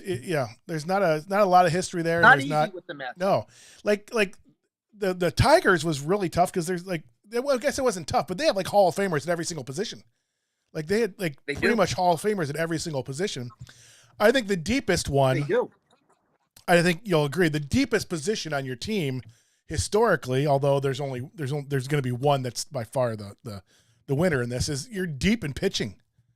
You're crazy deep in pitching, especially compared to the Reds. I did the Reds last time, and they have no pitching. No. And don't forget the Mets. Of course, we'll talk about the emergence of the modern great one. Yeah. But not only is the Mets pitching rich, but our greatest pitchers were really from 68 to 77. Mm-hmm. That's where like a majority of the great start. So in a 10-year period, we had some amazing pitchers, or maybe I guess we'll put Gooden in there in the early 80s. Yeah. But it really a 15 to 18-year period, we developed some incredibly good pitchers. I will say this is talking. I don't know why I'm bringing this up, but I remember just watching the Mets play. Sid Fernandez might have had the widest ass in the history of baseball. It was just. It was as big as wide as the mound. Like when he bent over to throw, it was just like it was. In the camera angle where they show pitching from, it's like a lot. Wrote "Baby Got Back" based on Sid Fernandez. All right, let's go. First base, Andy. What did you do with first base? No brainer, Keith Hernandez. Yeah, let me just do this because I obviously type him in there. Yeah, I have Hernandez too. I'll just do this. I'll split them between the two of us. Yeah. You know that change that started the change for the team for sure. You know, coming off the great year defensively, clutch, leadership, on base, everything. Cocaine use, all that stuff. Led the team in cocaine use. Cocaine. He supplied cocaine to so many of those players, which really helped us. Yeah. No, and I hated him because he was a Cardinal. Kidding, kids. No good. He was a Cardinal. So I hated Cardinal. him. I with the Mets I have no thinking, but it's definitely Keith Hernandez for that. All right. Keith Hernandez. I'm interested to see where you go with second base, Andy. Well, there was a couple, but Edgardo Alfonso. Yep. It may not have been the longest, but Edgardo Alfonso for a good half a decade, especially when we got better again in the from 2000-ish. Well, I would say, late 90s to the early to mid 2000s. Edgardo Alfonso. Yep. Smooth as silk. Could hit 320, a clutch hitter, an RBI guy, could hit 18 to 25 homers, just an incredibly smooth, sure-handed, reliable second baseman with star ability. Absolutely. I mean, Edgardo Alfonso, without question. There's a couple guys, but who else did you consider? I gotta pull my thing. I gotta pull my sheet up, my notes up. Listen, he wasn't good for us. Roberto Alomar played with the Mets. He just wasn't good for us. Roberto Alomar was the superior player. Roberto Alomar was... But not as a Met. No, I know. But watching him play, I think he's the best second baseman I've ever seen play. Best second baseman I've ever seen. And then when no one even close. And then when you paired him with Omar Vizquel, that was ridiculously sick. Omar Vizquel is the greatest fielding player in the history of baseball, period. Omar Vizquel belongs in the Hall of Fame. He does. He's not going to get in now. I don't know if you know he's got into trouble this year. I did hear something like that. Bat boy exposed himself to a bat boy and stuff. He's not getting it. He's my favorite player of all time. I'm sick by it because he would have been in. The people who know baseball, like I remember seeing an interview with it was Jeter, A-Rod, and it was Jimmy Rollins or somebody else, and they asked, who they think the greatest player, and all of them without hesitation said Omar Vizquel is the best fielding shortstop of all time. Anyway, without question, he was magic. Yeah. He was absolutely and magic. Effortless. Like, he played with when Ozzie played, and Ozzie was a really great player, a flashy player, but Omar made those plays every day, but you didn't even notice he made the plays because it was so effortless. Anyway, so Edgardo Alfonso. So, for me, it was definitely Alfonso. I'm trying to pull up my notes. But also, he played like almost, obviously he wasn't going to go to third base in this situation, but he played almost as many games at third base as he did second base. Which is remarkable. Yeah. There was nothing he couldn't do defensively. He was the greatest defensive infielder I've ever seen, probably of all time. Yeah. My notes are just Ozzie Smith. I would put Ozzie Smith in his category. He's the only guy that could hold the candle to him was Ozzie. Yeah. Man, I don't know where all my things are gone. Episodes. Well, that's interesting. All my notes are gone. I have them already in the we'll get show. through it. All the way in the show. I was just trying to think of some of the other people. Wow. All right. They're gone. All right. Let's go. Third base. We were not super strong at second base. No. Next you got a third base. Yeah, Again, it's like the Cubs, a no-brainer. David Wright. Yeah, it's not. That's not even close. David's career got shortcut. But when David was in his prime, and then even before the Mets got good again, when they were bad in the 2000s, he played every day as hard as he could. He's a model human being. He was a model for the fans. Yep. He had half a decade where he absolutely destroyed, particularly left-handed pitching. Mm-hmm. He played hard. He played with heart. He played with professionalism. Yep. He was faster. Maybe not a base stealer, but he certainly could run the bases well. He was smart on the bases. Smart, got on base all the time. Was a diehard Met. Never considered going anywhere else. Nope. Even took a little bit of a discount. Yeah, he could have too. He could have a couple of different times, and that's wasn't in his DNA. No brainer there. I remember actually didn't I had him on the cover sheet. The cover. I can't go back now. I guess I can. I can go back. But listen. Here. Listen, there he is right there. There he is right there.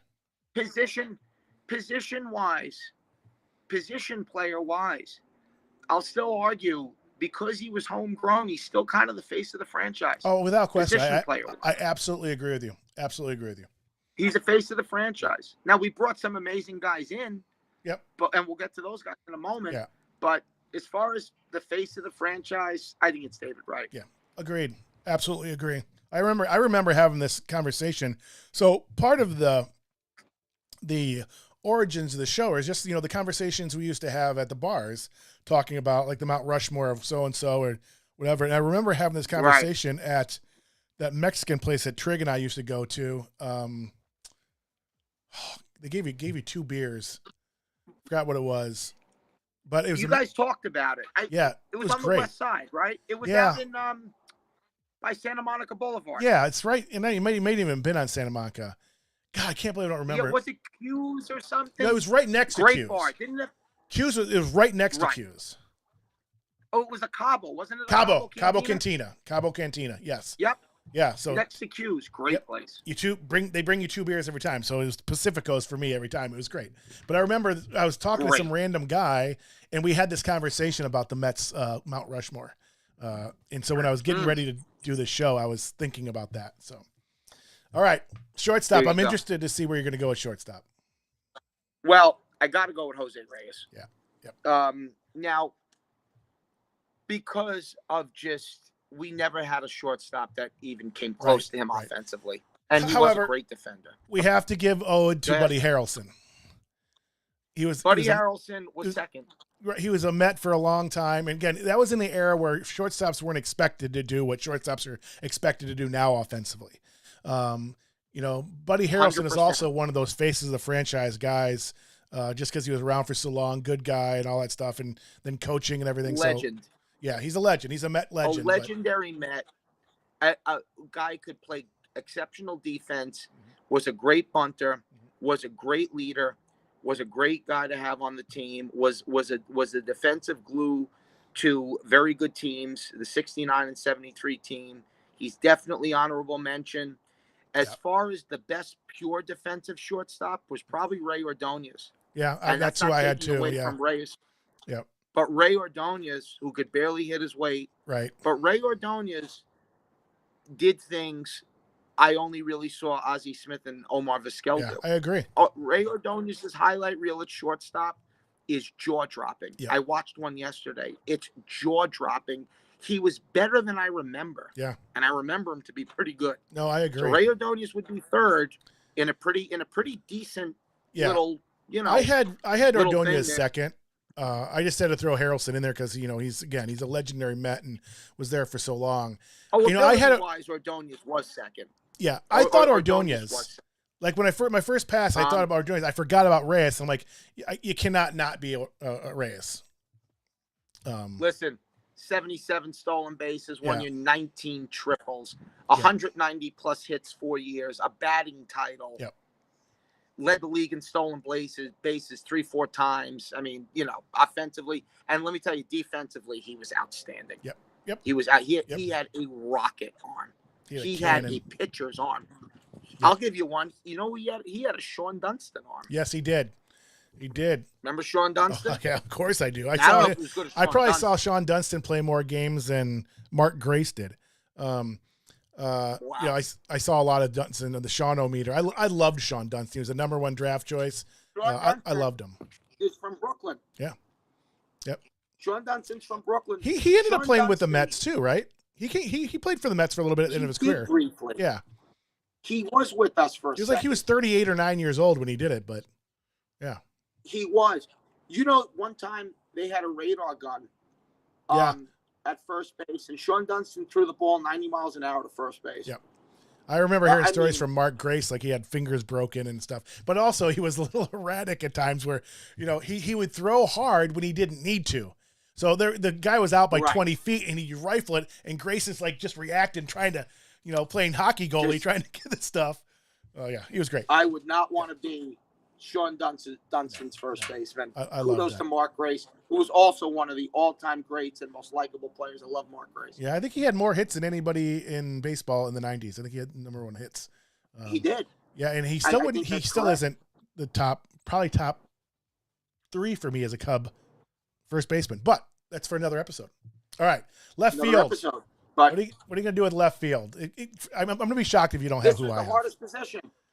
This was the hardest position, and this was one of the only positions that had a little bit of nostalgia. I think you know who I'm going to say. Yes. There's a little nostalgia, but it was also his performances in certain games, and I picked Mookie Wilson.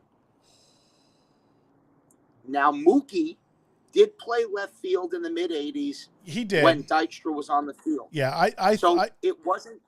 I'll give you that. Go ahead, please. No, I didn't have him in the mix in left field because he played more center field, but center. He's known as a center field. Yeah, but I'll give you that. I'll give you that. But Mookie was a good left fielder. Mm-hmm. He did play left field in the 80s, and I put Mookie there. And again, I get maybe a little bit later in the line, we'll get into why Mookie made it over a couple other guys. I got it. I think I know where you're going. I think I know what you're doing here. Who were tremendous. Cleon Jones. Yes, that's who I had. I had Cleon Jones. Well, Cleon, I think is the statistical choice. He made the last out in the 69 World Series. Yep. Cleon Jones, I would not argue with anybody putting him there. I did Mookie a little more for lineup. Yeah, I get that. 86 purposes. And you want him in the lineup. It's not right, but I did not lack the knowledge of what Cleon Jones meant to the team and his prowess. Yeah. Yeah, I didn't even consider Mookie for that. And I guess I would have thought about it. This would have been a lot harder. Because I loved Mookie and I think he needs to be in there somehow. I didn't even consider that. So No, but again, I totally understand that too. I don't have a problem with the Cleon Jones choice at all. All right, what'd you do for center field? Center field, Carlos Beltran. All right. I had Beltran. Oh, hey, what just happened there? Hold on. But again, that could have, but Beltran was a top performer as a Met. Again, it was, wasn't the longest of Met careers. No, but I he was agree. a top performer. That's who I had as well. I think I had Mookie Wilson in that mix. And again, I can't believe all my notes are gone from the Mets. I can't believe it. I'm shocked. Exactly.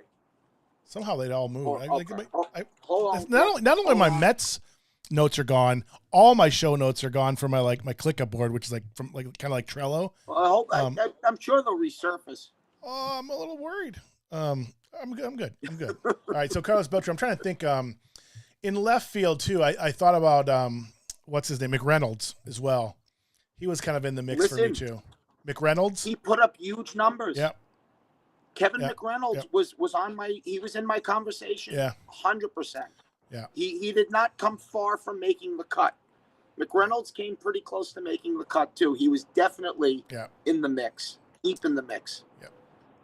Where was he at before? Was Well, the Angels? San Diego. San Diego. San Diego. Yep. Now San I Diego. picture him. Yep. So obviously Arkansas kid came up through San Diego. Yeah, I totally forgot about that. I was trying to picture it. It's like, I wonder if he ended up playing with the Eagles at some point. But yeah, the Padres for sure. Strawberry, obviously, right? A no-brainer. Star power. I think 7 or 8 time All-Star from 83 to 90. So he went to the Dodgers, was an All-Star every year. There was some erraticness with Darryl through personal things, through contract things. But as far as his impact, as far as just the way he was a game changer because he was feared not only because of his long ball, but the way he hit the long ball. He can embarrass a pitcher. You couldn't throw at Darryl Strawberry either. No. Darryl Strawberry would attack you. Oh yeah. He's a street kid from Crenshaw, L.A. Darryl was just a beast. When Darryl was right, and he was right more than he wasn't, he was a beast. He might have had the longest swing in Major League history. That swing was just... He hit home runs. That guy hit home runs that you see hit with a Spalding, not a baseball. No. I mean, I saw a few of them at Shea. I mean, he hit them into that night when Shea Stadium was open. I mean, he hit them over. I mean, they would be rising as they were leaving the bullpen. I mean, they'd still be rising as they were headed into the parking lot. I mean, Darryl was a 30 stolen base guy. Yeah. People forget about that. Yeah. Darryl had a cannon arm. He had a cannon arm. Cannon arm. Didn't always run or chase a ball as quick, depending on the mood. But more often than not, he played hard. He went after the ball. He competed. He was.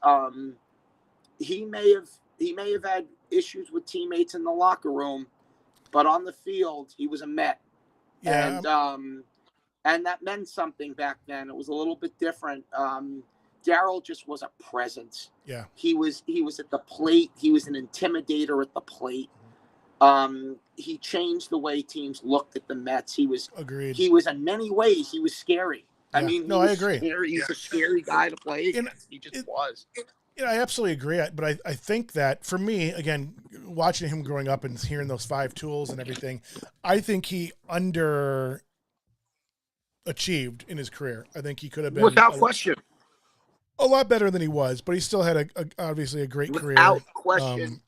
Darryl could have been better. Yeah. In many ways. And I think the swing, the swing was so long that's probably why his batting average is in the 250s, but also batting average, those guys didn't always have the power hitters back then didn't have high averages. Usually it was the home runs and RBIs and runs in scoring position, things like that. But, which, people, that's a weird conversation, the runs and scoring position that nobody talks about anymore and has been devalued somehow. It's like, I don't understand how that's been devalued and people are looking at OPS and OBS and all that stuff now. It's like, bottom line is runners in scoring position. What are you doing in clutch time when people are on second base and third base? To me, I don't know why that's been devalued. What more of an important statistic is it than that? I would like to dive deeper into that because it's like it's not even a thing. They don't even keep track of it. It's like you look at stats, they don't show it. I'm gonna have to dive deeper into that. Maybe there could be an episode of stats. Like, that's a good one. I have to think about that one. All right, that'd be fantastic. Yeah. All right. So I'm curious what you're gonna do here for catcher. I think I know what you're gonna do. Well, I'm putting Gary Carter. Yeah. It's a tough call, though. Carter. It's a tough call. Well, I mean, listen, the statistical choice is Piazza. Yeah, definitely. No doubt. But Carter was the missing link. Carter was the missing piece for the World Series.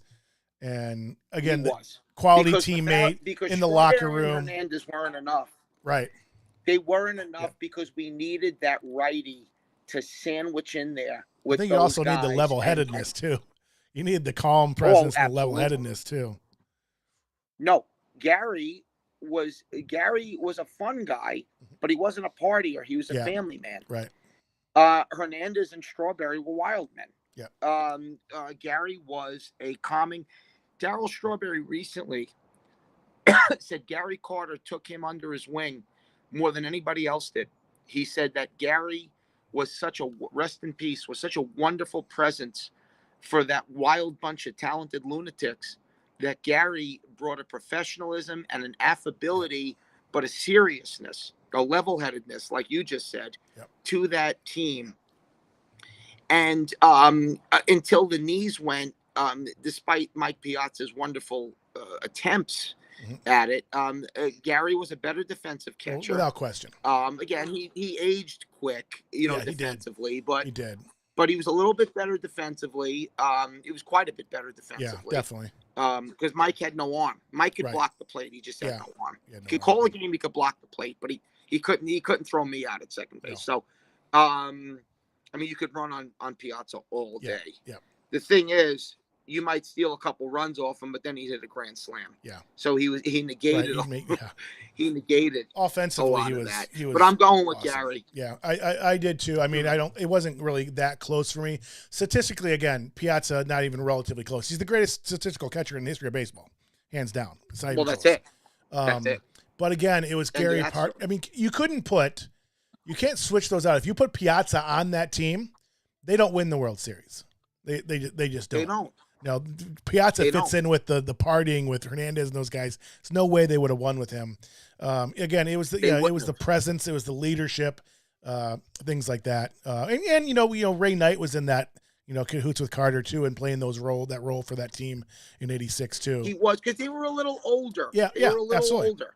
Absolutely. They'd seen more. Yeah, absolutely. Only Hernandez. Hernandez just loves to have fun. I mean, he still does. I don't. Yeah. I still like. I think Keith would still be a fun guy to go out with. I'm gonna log out of here and see if I can't see my, because I had a whole notes on this next section. Take your time, brother. Let's just close it and then try to bring it back up. These next two are no brainers. I mean, first of all, this is the first show that we may have, other than one position, the same lineups, and it hasn't even been relatively close on the other one. So this is interesting. Oh wow, this is super close. And even the Wilson Cleon Jones thing, like I said, I mean that was almost a coin flip. Yeah, and I don't. Let's see if it comes up. No, they're all gone. They're all gone. Yeah. Sorry, brother. No, I mean these next two are no brainers. Obviously, we both have Tom Seaver. But I will say, I was saying this, that your pitching is the deepest position you have. Without question. Jerry Koosman, obviously DeGrom and lefty. Ron Darling was a solid player. He's not in this list, but he was a solid pitcher. Solid pitcher. Yeah. And a big game pitcher. Yeah, a big game pitcher for sure. Big game pitcher. Yeah, I had a whole list of like 12 pitchers, and I can't remember them now that I'm doing this. We can, we could. I'm sure we have some, we can recall them. Nolan Ryan wasn't a big member of that, 69 team, but, he started there, No, but he started there. And he did have a tremendous impact in the World Series out of the bullpen. Yeah. Baltimore was not ready for him. No. And that was a great team. Yep. Great ball. Yep. That was a dynasty. That was dynasty. Frank Robinson. Brooks Robinson, Frank Robinson, Paul Blair. I mean, come on. I mean, that team was just insane. Yeah. That team. And they won the year after. Yeah. That team was good. Year after. I saw something recently, like in the last week, about Earl Weaver. I forgot what it was. Oh. It was some kind of meme that somebody said. I don't remember what it was, but it was funny. He was the most entertaining manager in the history of the game. Absolutely. Tommy Lasorda was pretty entertaining. Tommy Lasorda was pretty entertaining. But Earl Weaver. Lasorda's in his level. But you had no idea what he was going to do. That's great. He's a wild man. Obviously, we talked about him before. We didn't mention him now, but Doc Gooden. I mean, Well, absolutely. Yeah. Doc. But Seaver was the guy, man. Seaver's lasting power, his longevity, his dominance in the 70s. After the Mets tailed off a bit, he was still dominating in 74 and 75 and 76. He was just Tom Seaver is the second greatest right-handed pitcher in New York history. He might be the best. The only guy putting his thing is Christy Mathewson for the Giants. Yeah. And, of course, Rivera is the relief pitcher. Right. But I tell you, I don't think New York City teams have ever produced a greater right-handed pitcher than Seaver, with the exception of maybe Christy Mathewson. And that was a totally different era. Yeah, totally but different era. Mathewson's a legend. So Mathewson's agreed. legend, so. Agreed. You know, when we did the Reds show, you know, Seaver came up with the Reds because he went to the Reds after this. He was, you know, he didn't have the career there, the longevity there, but he almost made that list. Is the start because I ended up going with Jose Rio for the Reds. Rio was great. Yeah, but Seaver didn't have the years and the numbers, you know, then, but it was close. I mean, that's how bad their pitching was. But yeah, this is a no-brainer. As is the relief pitcher. There's no question that you have the same thing I do. Well, maybe not. Oh, you don't have John Franco? No. Oh. No. Wow. Okay. I don't. Now, don't get me wrong. John was a great Met. He saved a boatload of games. He was an incredible, gutty, tremendous relief pitcher. But as far as impact, I would take Jesse Orosco. As far as numbers, I would take Billy Wagner. But I would take Jesse because of what Jesse did in the 86 postseason and how good Jesse was even when we were starting to get good in 83, 84, and 85. I'm going to go with Jesse because I trust Jesse in a big spot more than I trusted John Franco. And I would agree with that. Watching both their careers, I would agree with that as well. I'm saying I trust him in a big spot. Agreed. I'd absolutely agree with that. Marty Barrett. His Game 6 Houston Astro performance, his playoff performances were tremendous. Jesse was a great big game closer for us. He wasn't the most gaudy, sexiest reliever, but Jesse was a guy I trusted implicitly. Yeah. More than Wagner, more than John Franco. How long was Wagner on the Mets? John Franco thing. I get it. Yeah. I get it. He had the numbers, but I agree with you that if I had to pick one of the two to close a game out, I trust Jesse more than Franco. Jesse just had that great slider, that level-headedness. He didn't seem affected by the wildness of Shea Stadium. Right. He just seemed in a big spot to get guys out from, like I said, from maybe 82, 83 to 87. And that's when we played really big games. And even in 88, you know, Jesse always seemed to do something really good in a really pivotal spot in the late games. And I just trusted Jesse implicitly. No, I agree. I'm looking at his Mets stats. And you know, but I mean, listen, Franco, I get it. You know, John Franco made his mark. You know, he was a little shaky at times, but he also was pretty brilliant at times. Definitely. And he got out of a lot of trouble. I think he was the first like the modern closers that before you had people kind of shut people down. The modern closers were given so much more. They let themselves get in and out of trouble. And Franco did get in a lot of trouble. Then he ended up getting out of it. Where Orosco didn't get nearly as much trouble. John Franco had the heart of a champion. Yeah. So he had a championship heart. Yeah.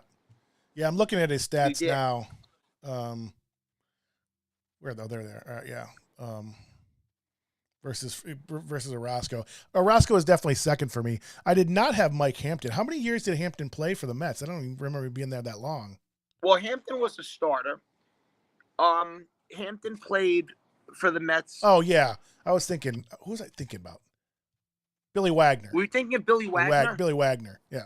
That's what I was thinking about. Now, Billy had some great years for us. Yeah, but only not that long, but Billy also had maybe 4 or 5 years. Yeah.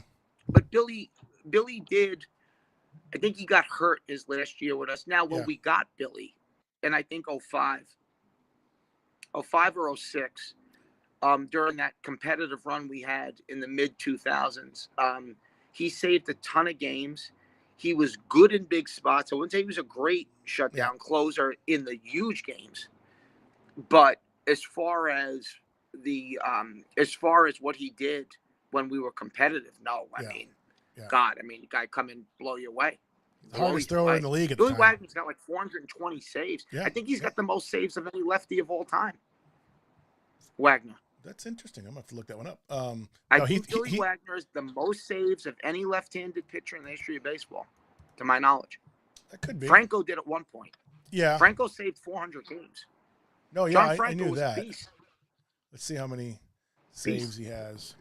Well, Billy Wagner has 422.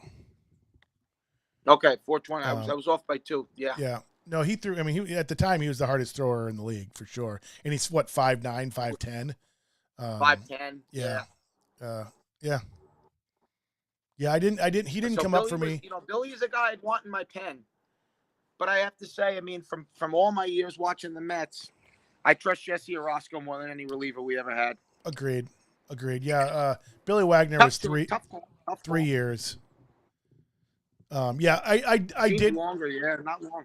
You know, I had Franco and I had Orosco second. I guess if I would have thought about it more in the terms that you're talking about, I watched both their careers, their full careers, and Franco never really impressed me.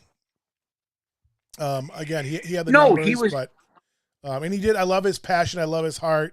I also did not. What I didn't like about Franco is he would pout on the mound if something happened or he walked somebody or if God forbid somebody made an error. He showed up as teammates to me. He'd like roll his eyes or like stare people down. Like I didn't like that about him at all.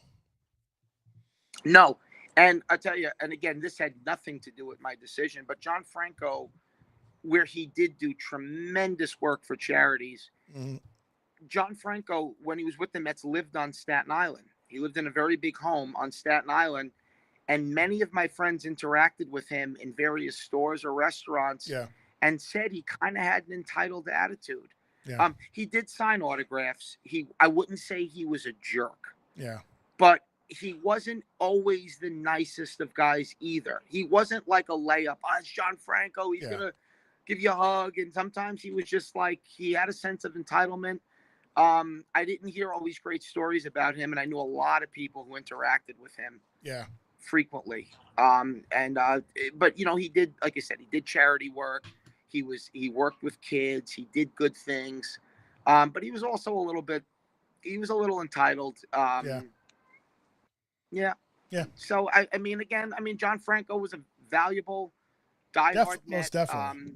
But he's not the first guy that came to mind as far as, you know, like this reliever that's like, man, you know, boy, just put John Franco in and we got this game sewn up. He didn't inspire that kind of confidence. No, I hear you know, like I said, I respect him and I love him, but he wasn't really my guy. All right. But still, I mean, this lineup, I mean, I don't have to go back and look, but I think there's maybe been 4 commonalities in the other episodes I've done. I don't think I've ever had this close. So, wow. I am very interested because, you know, I'm a guy and I do not like that they added the universal DH. Now, I get it. I don't either. I get it now. Somebody pointed out, I think somebody on Baseball Tonight or MLB Network, which is awesome, by the way. MLB has been so far ahead of the game, especially the online stuff. You know, their online games and stuff. I've had that package for years and years and years.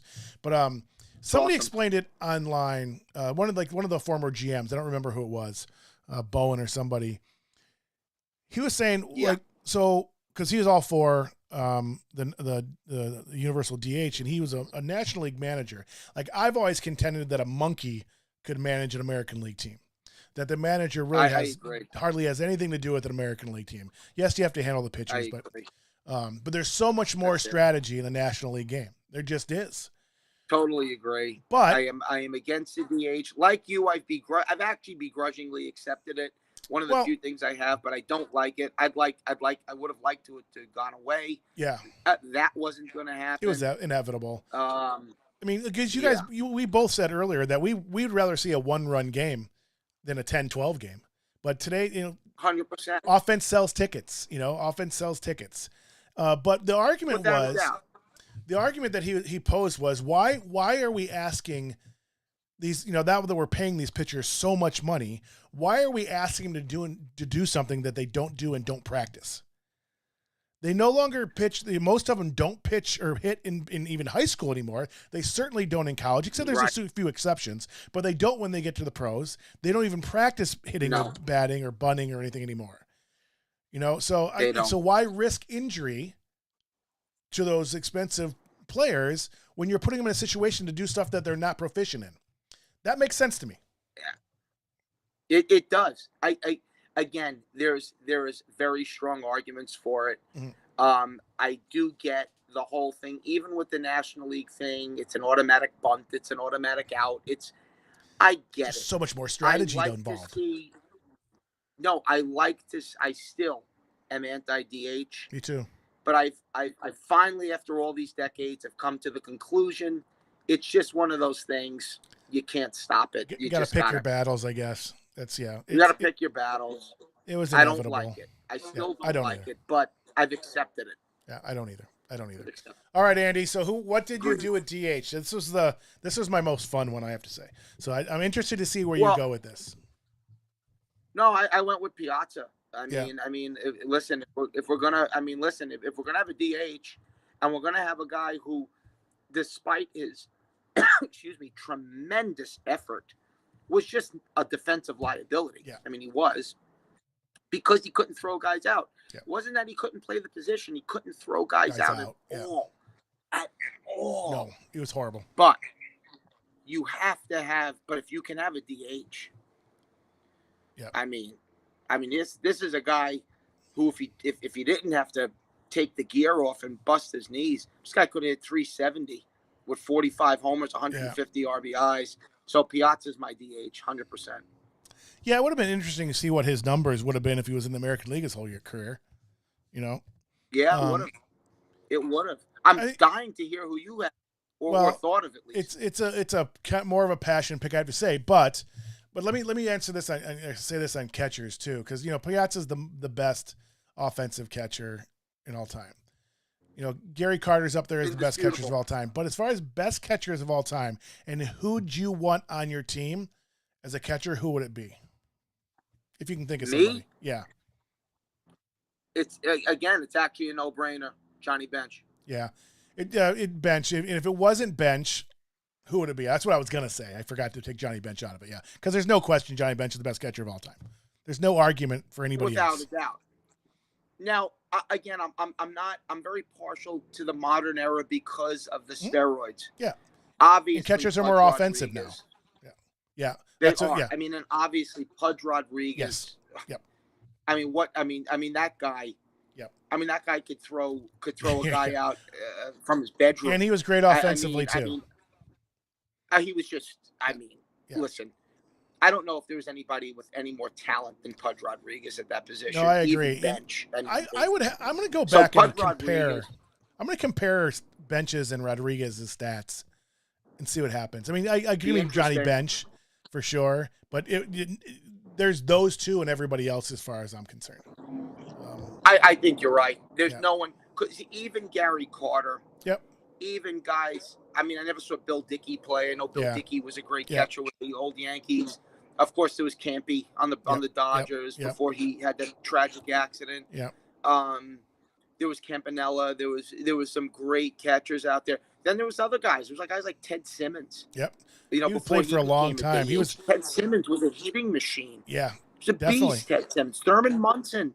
Yep. Thurman Munson actually was a better offensive player than I thought. I looked up his offensive stats. Thurman Munson. I think if you ask baseball players, I think Thurman Munson would be in the top 3 or 4 if you ask baseball purists. Yeah. I agree. Yeah. And a leader and a tough leader. Actually, as I'm doing this, I'm going to actually look this up real quick. And I did it for one reason. Thinking about if I had, let me see these numbers. How many years? I know there's 2 later. Let me see. They're better numbers than I thought. This is who I put the greatest pinch hitter of all time. I put Rusty Staub. Rusty Staub. Yep. Is on my bench. Yeah. Rusty Staub. I was looking up to see how much he played in the outfield. He was a right fielder. Yeah. He did play some third base. Rusty Staub Played also, some first base too for the Mets. Especially, he did. But Yeah. Rusty Staub was actually athletic in his youth. Oh, And, yeah. With the Expos. He came very close to being my outfielder. Yeah. If the Mets would have won Game 7 in 73, he would have been the World Series MVP. He absolutely took over that World Series. Rusty was one of the best clutch hitters, certainly since, post 1965. Yeah, and clutch hitting and pinch hitting, the best pinch hitter of all time.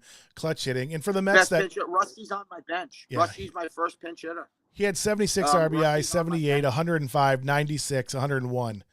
And then the two later years, he was older. But he was older. Yeah. But Rusty was a great Met. Yeah. And he was a great citizen of New York City. Absolutely.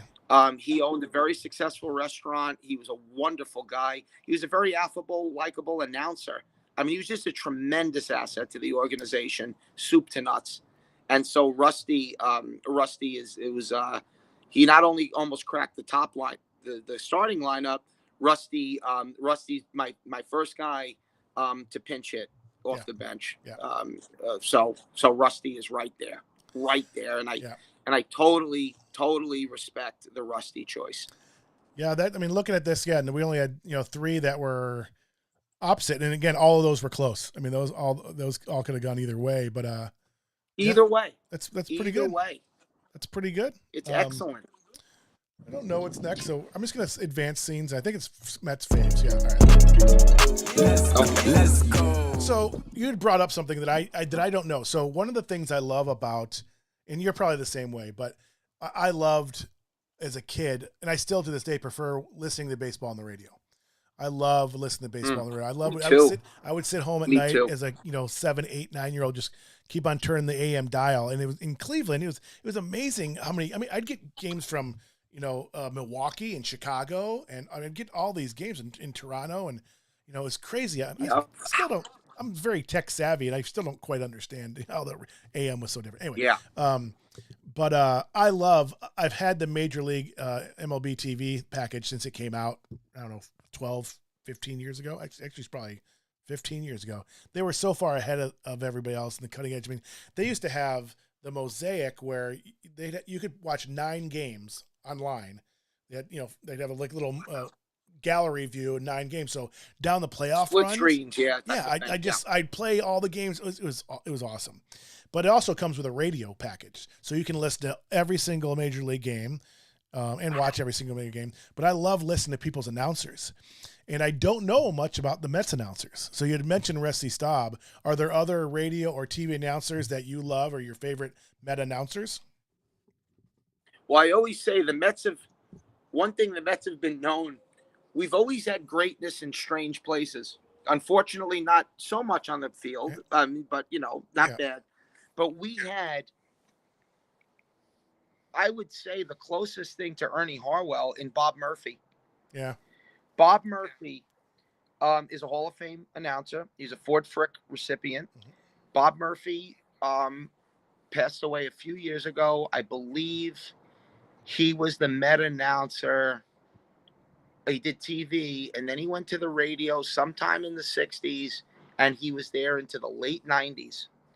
And Bob Murphy called every major Met championship and event from the 60s through from the 69 World Series through the 86 through some competitive teams in the 90s. He had one of the most wonderful deliveries. He used to say, hello, everybody. And, like one of those great things, like I said, he was an Ernie Harwell level announcer. Bob Murphy was one of the most beloved figures in Met history. Okay. Hands down, Bob Murphy is as good as any radio announcer probably that ever called a radio game for the Mets. I grew up with Ralph Kiner and Tim McCarver. Yeah. McCarver would talk you to death. Knowledgeable guy. Yeah, knowledgeable but arrogant. I mean, I didn't like Carver at all. Has nothing to do with that he was a Cardinal. Has nothing to do with it. No, I'm sure. But no, McCarver. Sorry about this. I'm trying to get a good position here. Sure. McCarver, though, when I would watch games with my dad, sometimes he'd make me turn the volume down. He hated McCarver so much. But he was at least he was knowledgeable and he was passionate. He'd annoy the shit out of you, though. Yeah. But Ralph Kiner was great. But the great thing about Ralph Kiner is he was often sauced by the third inning. And he would start mispronouncing. There's a book or a list of Kinerisms. He would. It's like Harry Carey. Like Harry Carey. Yeah. Exactly. Ralph Kiner. The Mets in the 80s, one of our sponsors was Mitsubishi. And we would always wait to hear him. Try to pronounce it. And by the fifth inning, going, today's game brought to you by Mitsubishi. He would be drunk. There was times Ralph Kiner, and again, he was an outstanding announcer, but there were times where, like, the Mets would, like Mookie Wilson would be up, and he'd line a single to left field. And he'd say, and Wilson flies out to left field. That was Harry Carey. Yep. Same thing. And, right, same thing. And about 2 bats later, he'd say, actually, Wilson got a base hit and stole second base in advance.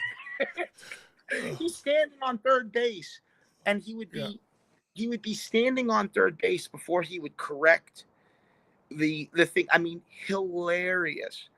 But Ralph Kiner also knew Honus Wagner, through the Pirates. Ralph Kiner told the best stories.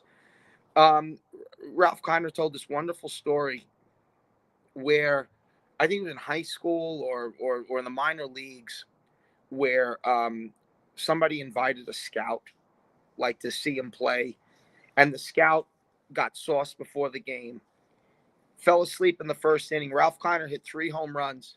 Guy wakes up in the 9th inning. Kiner's in the last at bat. He strikes out, and he says, "This guy's a bum." He would tell stories. Ralph lived to 90 years old. He had this great segment called Kiner's Corner. Yeah, I remember that. Remember Kiner's Corner? Really sloshed.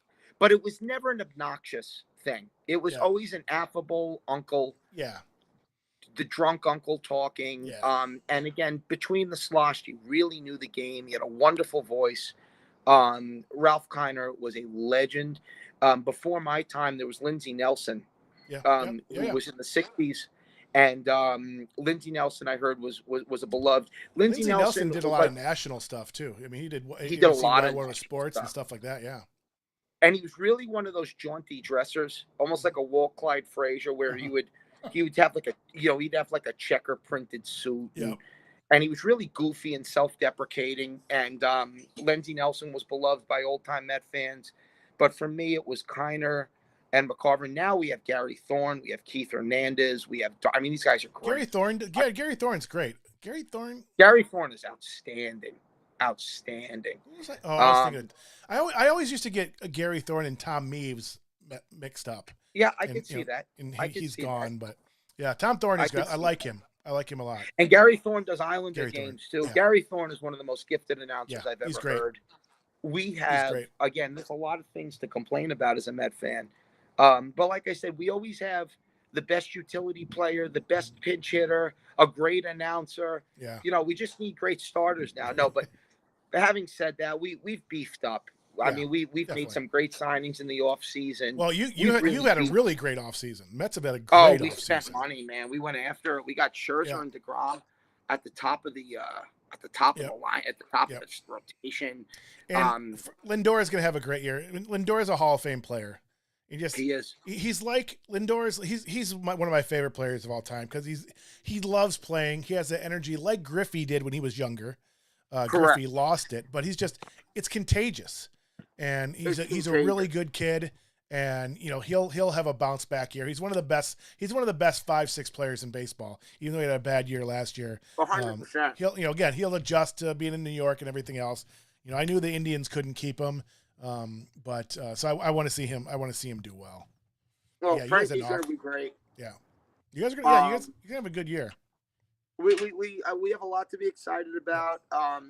we have a lot of homegrown kids like, Pete Alonso and of course DeGrom and I love, even though he's been injury prone, and he hasn't really put together a full season, but Brandon Nimmo, Brandon Nimmo is an on-base machine. The kid loves to play the game. His enthusiasm is infectious, like you brought up. We got Thompson. We got so many likable kids, young guys. Jeff McNeil, I think, probably is going to have a bounce back year. He's the squirrel. He's one of those feisty character, get on base any way you can guys. So again, our cachet is beefed up in the last 20 years, right? With Reyes, with DeGrom. How's the stadium? I haven't been to the new stadium. You've been to City Park? You want to hear something crazy? Yeah. I've never been to it. Yeah. How many years? It's been what, 5, 6 years? Longer? I don't know. It opened the year I moved to LA. Oh. It never worked out. I heard the stadium is beautiful. Yeah. I heard it's absolutely magnificent. Yeah. I want to go. There's one knock on it. Now this is an interesting traffic knock, because it's not a knock, but it's something maybe your listeners who haven't been there. Mm-hmm. The stadium, Fred Wilpon, understandably, is a massive Jackie Robinson fan. Jackie Robinson is one of my favorite people in American history, not just baseball. The thing is, the rotunda, though, is devoted to Jackie Robinson. Now, that's wonderful. Mm-hmm. Wonderful. But Jackie never played for the Mets. Yeah. And the knock is where they love the rotunda, people feel it should have been more toward Tom Seaver. And, Seaver just got a statue. They're unveiling it this year on opening day. Is he going to show up? Why wasn't there one when he was alive? Yeah. I mean, the Wilpons, for whatever reason, and I think it's because the guys who played with the Mets in the 70s and 80s are really proud Mets, and they were openly critical of the Wilpons' inconsistencies. The Wilpons were not all bad. Yeah. They were inconsistent. Yeah. And they were reactive. They'd spend a lot of money, it wouldn't pan out, so then they'd spend no money. Yeah. They would get criticized in the press, and they'd make a knee-jerk reaction to satisfy the media. Not a great way to do things, and a lot of ex-Mets criticized them, and so the Wilpons, I think, got petty, and they pushed aside these. We don't have the Yankees decades and decades of iconic players. Most teams don't. Yeah, and the Wilpons, the few iconic players we've had, the Wilpons really shelved them. And if there's a knock on Citi Field, everyone loves the amenities, the concessions, the look of the park, the feel of the park. They said, though, it's not dedicated enough to Met history. Now, I am going to go to the Keith Hernandez retirement ceremony, number retirement in July. So that'll be my first trip to Citi Field. My buddy already got me tickets and stuff, and I'm going to go. Shea Stadium always was knocked. Yeah, I was there. A park. I love the old Shea Stadium. Is my favorite place in the world. I don't think it was the ugliest. I was there. I don't think so. Riverfront Stadium in Cincinnati was god awful. And as much those as 70 stadiums with the turf and the clothes. Yeah, that was awful. I was at the Vet many times. Three Rivers. They were ugly on television. Yeah, they were ugly. Well, again, it was a football, Sam, but the Indians played in Cleveland Stadium. Watching baseball in that stadium was ridiculous. It was so, especially when you had 7,000 people there and it's 80,000 seats. Oh, it's awful. It always looked dreary. Yeah. The old Cleveland Stadium. Yep. It was like, does the sun ever shine there? Like, it was magical, though, Andy. It was magical. Then you go to the flats after the Browns win. Those are the greatest things. Yeah, yeah. Oh, you're not losing me. I'm just walking in to put a little bit of a jacket on here. All right. Is it cold? Is it cold for you out in California, Andy? It's a little cold out here. It's dropped into the high 60s. It's not, Yeah. Bundle up. It's my last winter. It's my last winter, Andy. We're going to Arizona after this, so. Well, that's great news because you're going to be closer. Closer, yeah. I mean, I would love to come back to California. We both would, but California is such a mess, and I don't know. We have family in Arizona, and their spring training, and so We can talk politics another time. I other will time. say whatever you've heard about California, it's worse than what you've heard. Yeah, I know. I'm following your stuff. I get And it. I love this state. Yeah. And I wouldn't even bring it up if I didn't love this state so much. When I bring it up on social, it's such a travesty. Yeah. It's literally like throwing away the greatest gem in on the continent. Yeah. And it's just not necessary. It's not necessary. Yeah. We'll talk about that some other time. We'll get there some other time. The state is beautiful. I love it here. But it's I can't advise anyone to move here.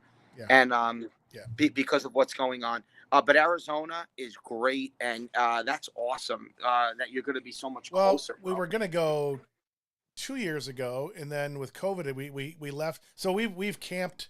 This is going to be our 5th year. From May to October, we randomly started camping, and we decided we loved the way we spend time as a family. And did you get a Mets sweatshirt? You get Islanders, an Islander sweatshirt, right? I got an Islander sweatshirt. This is my like smoking sweatshirt. It was my go-to. Now it's been retired to the. I hear you. I love this. This is a great zip up. Yeah. Did you know the Islanders are orange and blue because the Mets are orange and blue? I did not know that. And I'll give you another great little tidbit. As you know, the Mets are orange and blue for the Dodgers and Giants. Mm-hmm. Yes, I did know that. Right. I didn't know that. Now, the Islanders were the Mets were the lawyer who the attorney who orchestrated the Mets comeback was among others was Bill Shea, William Shea. He's a New York attorney, and that's what Shea Stadium was named after. He also orchestrated the Islanders Long Island getting the Islanders expansion. So the homage was to Bill Shea for the orange and blue for the Islanders. Nice. And that's a great little thing. He was obviously a monumental figure in New York sports. I don't know much about him as a person, but I know he diligently worked to get the Mets and Islanders, and I thank him for that eternally. So that's awesome. That's awesome. You know, like I said, this has become now my knockaround, but it's too good to get rid of. You can't get rid of that. No, I love this. I love the Islander logo. Yeah, I do too. It's a good one. Yeah, the Gordon's Fisherman. The Gordon's Fisherman thing is so horrific that it's actually become in vogue again. It's so ugly. It's cute. I just gotta bring it up just to look at it because it's so awful. It's maybe the worst logo in the history of sports. I can't even spell. The old Tampa Bay uniforms, the Buccaneers, I've actually grown fond of too now because it's nostalgic. It's so bad, it's good for me. I gotta pull up the picture. Oh gosh, those are so bad. But I don't even know what. I mean, it's not even. You don't. I understand there's an aquatic theme with a fisherman and the island, but it made no sense. I mean, it was just it's awful. It's awful. All right. It's so bad. It's become popular again with Islander fans. I can see that. Yeah. No, it's become this popular. It's amazing. And the thing is, not only did the logo come in and it was horrible, but the team was bad. Right. See, other than our stumbling block this year, the Islanders are good again. So we're not really embarrassed in the NHL anymore. So now we can take a little bit of a ribbing because again, sans this year, we've been really good. And even this year, we're not as bad as our record shows. Right. We're not, because our plus minus is like 3, I mean, it gets worse every time I see it. So it's not even the dark blue. If right, it was exactly. It's the teal, turquoise, aqua. It's the teal. If it was the Islander blue, it'd be a little better. No, it wouldn't. It's still bad. It's bad. The font's bad. It's so bad. I don't know if I don't know if you saw this show, but Juju, my daughter, and I did in one of the episodes. That was the best team nicknames and best logos. And it was great. She's 10 years I old. gotta see it. Yeah, you have to see it. It's really great. We're actually going to do one just for college because we started with the NCAA tournament. We saw some ones we like, but she did great. I mean, she's been on video since she's been a little kid doing her little. Video, I've YouTube seen stuff. Some of them. She's amazing. But she did all the research on this stuff, and she like found all the logos. She found stuff that I didn't have. Like, wow, it was fun to do. But something I was going to say about the Islanders. Oh, I think we're going to do one with the ugliest logos. We determined. Well, this might be in there. I'm just saying. Well, I mean, it's all what comes in second place. Yeah. I mean, it's again those Tampa Bay ones in the '80s were bad. They were bad. But I didn't know. But there was something endearing about it too. I mean, orange is my favorite color, being a Browns fan, so I didn't hate them. Yeah. I like the Astros because I love Nolan Ryan, so I love those Jose Cruz and all those guys. But those jerseys, I look at them now. It's like I don't know what they're thinking with those. No. They've become they're very popular. Right. They've become full circle. They have. Well, when you're talking about the worst uniforms or logos in history, there's only one team that wins that hands down: the Chicago White Sox. Nobody else comes close. They wore shorts. Shorts one year. There's that, but I tell you. I love the White Sox uniforms. I love them all. I have White Sox gear. Andy? I'm sorry. I have White Sox. Oh God, I could show you some really ugly stuff. But I love the White Sox gear. I just love the goofiness. It's not goofy. I just think the White Sox have great uniforms. I'm sorry. I don't even know what to do that. What I'm gonna do is we're gonna move. Before we move on from this thing, because we got to get to the Mount Rushmore. Quickly, favorite Met player of all time. Tom Seaver. Okay. Who would be second? He's your favorite. Second. Seaver's my favorite. Okay. Seaver's my favorite, without a doubt. Second. It's very tough, but I'm going to say for what he meant, I think I got to go with Keith Hernandez. That's why I thought, because you said you were going I got to go with Keith. All right. Again, it's close. I mean, it's tough. Yeah. All right. That's fair. Who else are we're doing a 4 Mount Rushmore? Nope, not yet. We're going to do it now. Hold on. Let's go. But I'm assuming those are 2 of yours. Well, yeah. All right, so let me do this. Seaver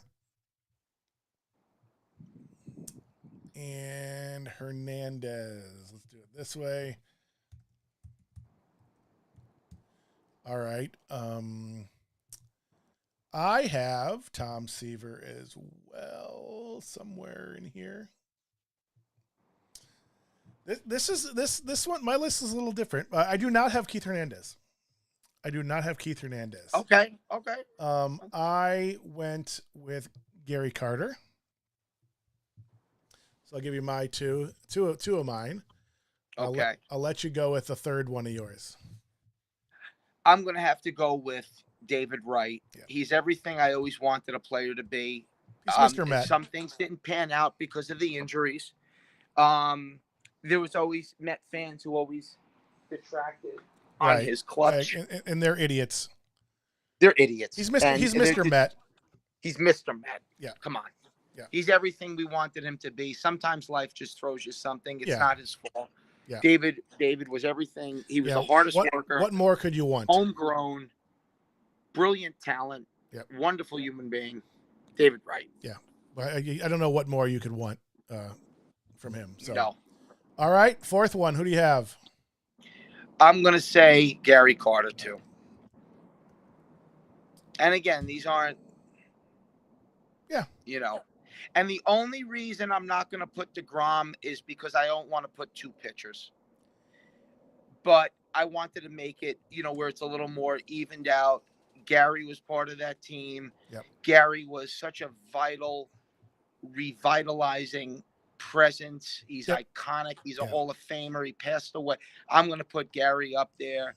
Yep. Again, if I was going to put a non-position player, it would be Jacob DeGrom. I did put DeGrom.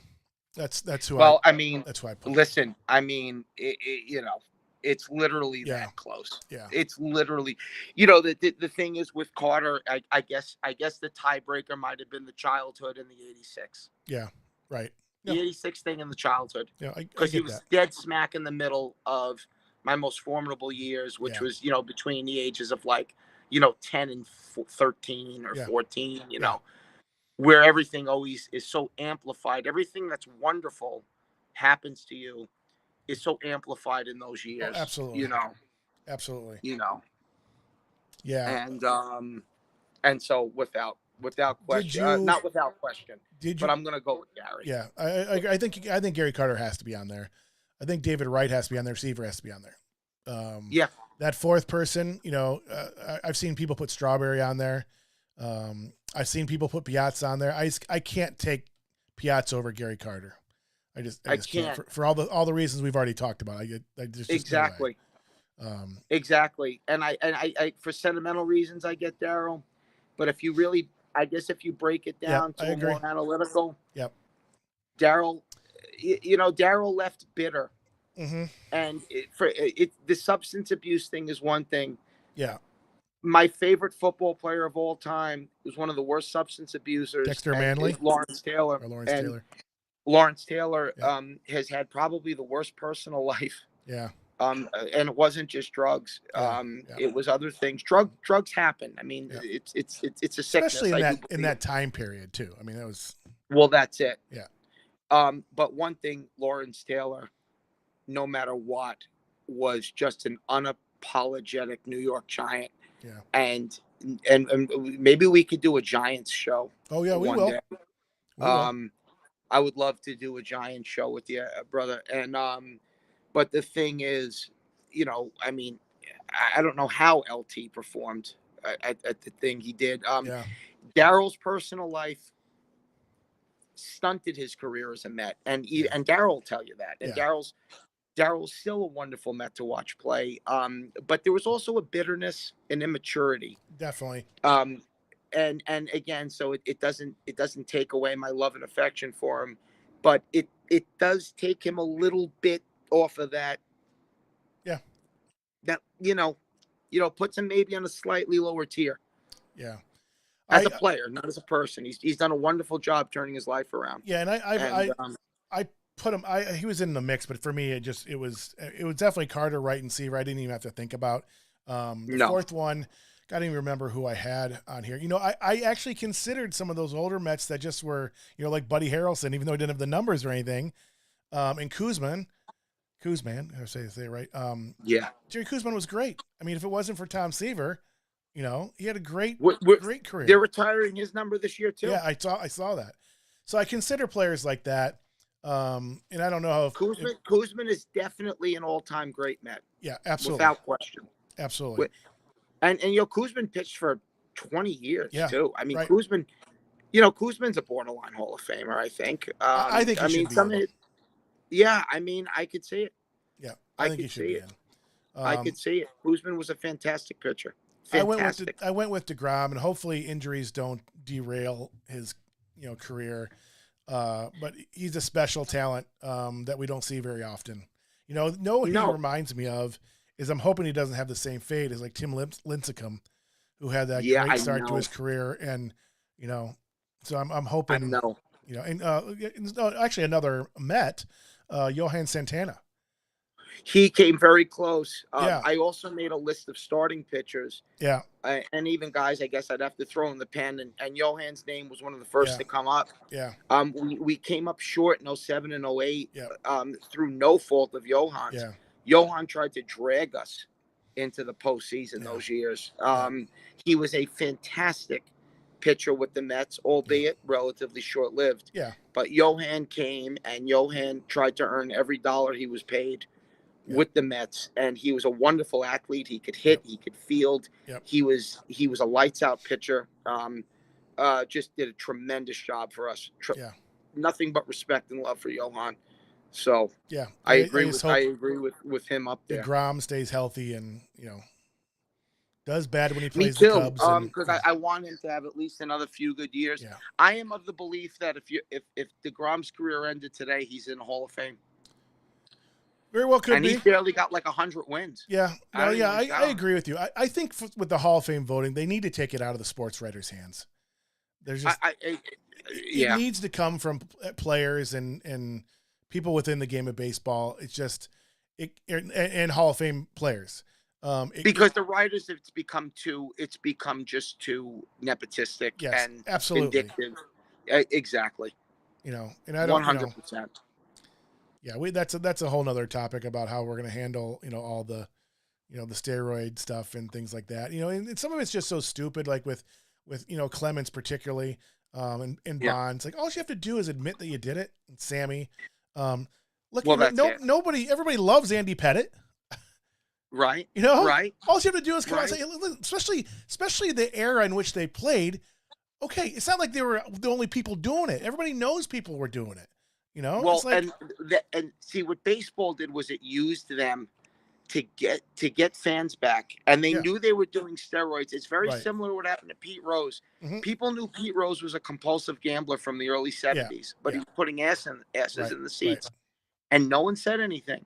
Yeah. So the hypocrisy, where I don't like the steroids, the hypocrisy is pretty bad, because they knew these guys were using when they were exalting them. Yep. And then when it became an issue, they just threw them under the bus. Absolutely. And it's like you said, they could have done something way different. First of all, it wasn't even illegal. The players didn't help by lying to Congress, and they hurt themselves too. Yeah, it's like you said, if they would have come clean, they would have been judged much differently. Just think about what they could have done for the game by coming clean in that congressional hearing. It's like none of it makes sense to me. And up until a certain point, it wasn't illegal. It wasn't even illegal. It wasn't. It was frowned upon, but but it wasn't illegal. No. And if they would have come clean in that congressional hearing, all the public empathy would have been toward the players. Absolutely. Yeah, I don't get the whole thing. So. No, but I hate Barry Bonds. I hate Roger Clemens. And, I don't think they should get in just because they're so stubborn. Clemens is just such a prick, thing. And Barry Bonds is Barry Bonds. He's never been a likable guy. No. But Barry Bonds was a first ballot Hall of Famer before any of that happened. Before he even went to San Francisco, he was a 5-tool player that was the best player in baseball. He was. And, he absolutely was. He didn't need to. But your cranium doesn't grow. No, it doesn't. So anyway, it doesn't grow, and again, a lot of times you hear this word, it's optics, and the optics were bad, and there wasn't a tremendous amount of sympathy because of the amount of money these guys make and stuff, and then the lies, the evasiveness, they lost that trial in the court of public opinion. Absolutely. And they didn't have to. That you just brought that up. Yeah. And I think that it hurt them. It's a tough thing, but they were exploited. And it's hard without to say, question.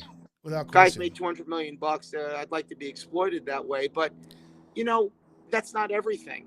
No. And money is money, but your legacy. And listen, they were all hard workers. Mm-hmm. Palmeiro, McGuire. It wasn't like they didn't work hard. Right. And they were. Listen. When you're an athlete, you really are just an entertainer. Yep. And at the end of the day, your job is to put the most entertaining product on the field, and a lot of that comes with winning and the factor, the factor, and so there's a lot of pressure. I do empathize with them on that level. I do too. I just don't understand why you don't come clean, and I think we got to figure out, like, the sports writers are just not going to put them in. They won't. They're just not going. They're not going to put Clemens or Bonds in. They're just not going to do it.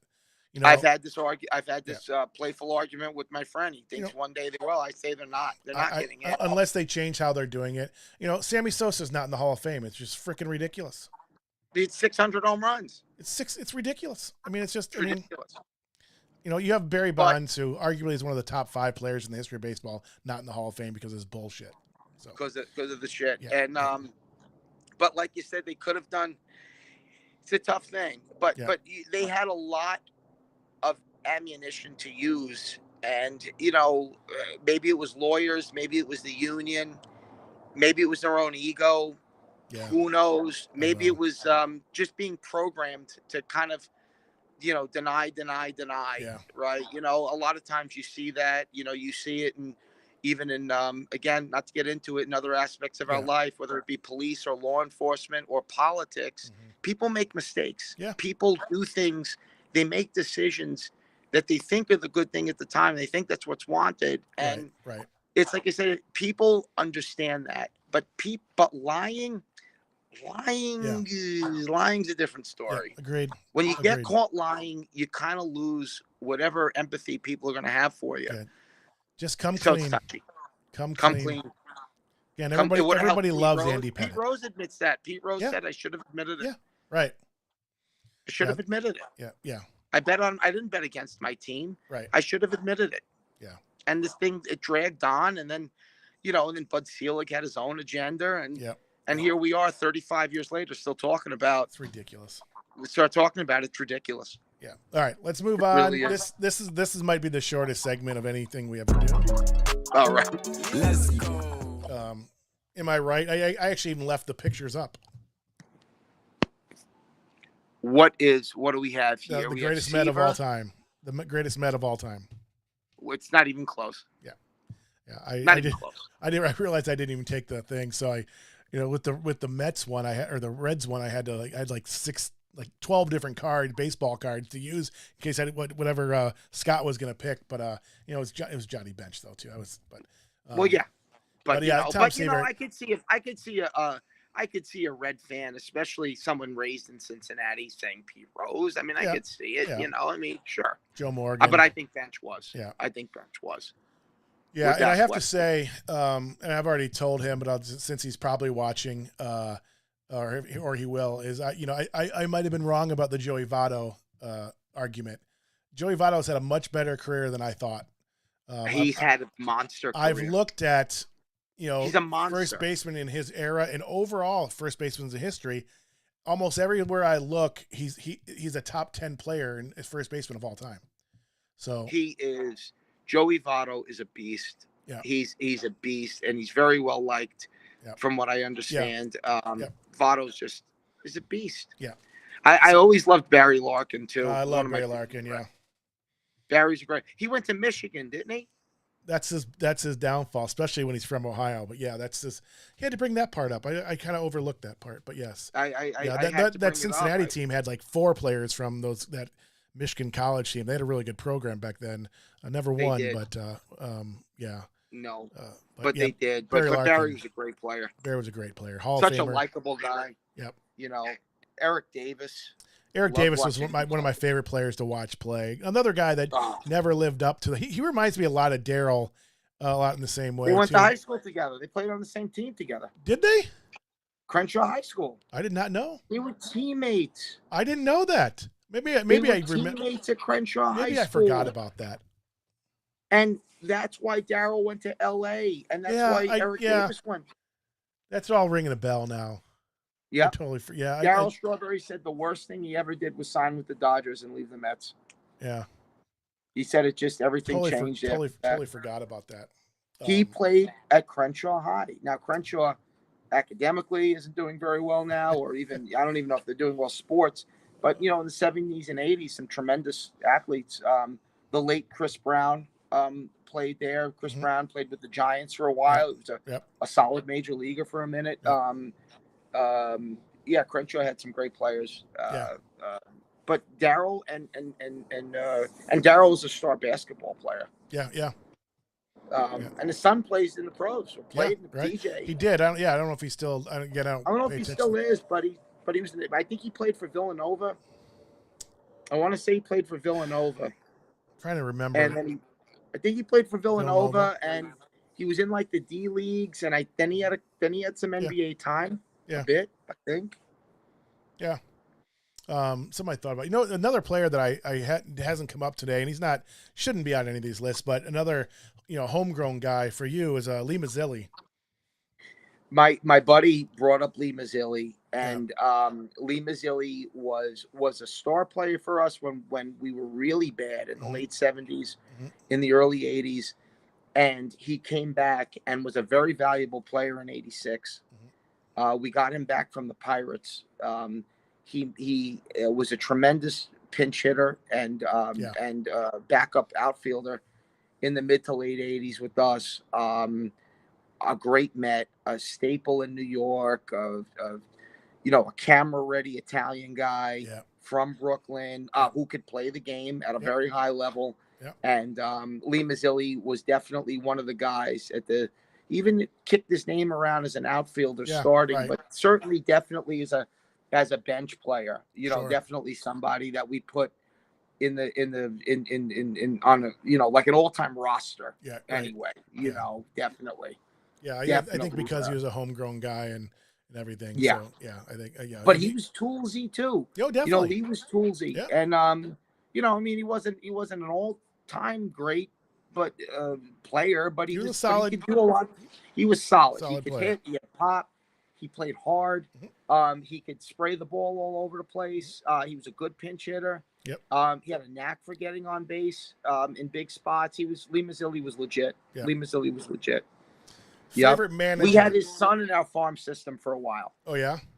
Yeah, and he actually tore up the minor leagues, and I don't know, we eventually cut him. He's probably only about 30 years old now. He might still be floating around, maybe like the AA level. But he hit. I mean, he really hit in the minor leagues. I don't really know what kept him out of the bigs. But he hit well. Strong kid, bulky, strong, powerful kid. Good hitter, really good hitter. As we wrap things up, one of the questions, your favorite manager? I'm going to have to say, for the one in my lifetime, it was Davey Johnson. But I got to say Gil Hodges. Because of the 69 team and every player who played with Gil Hodges, up to and including Seaver, credits their career with Gil Hodges. Said he was just the best man they were ever around as a human being, as a person, as a baseball man, who taught him how to win, who led by example. I mean, there was the famous player, I think it was Cleon Jones or Tommy Agee. I think it might have been Cleon. He pulled out of a game for not going after a ball.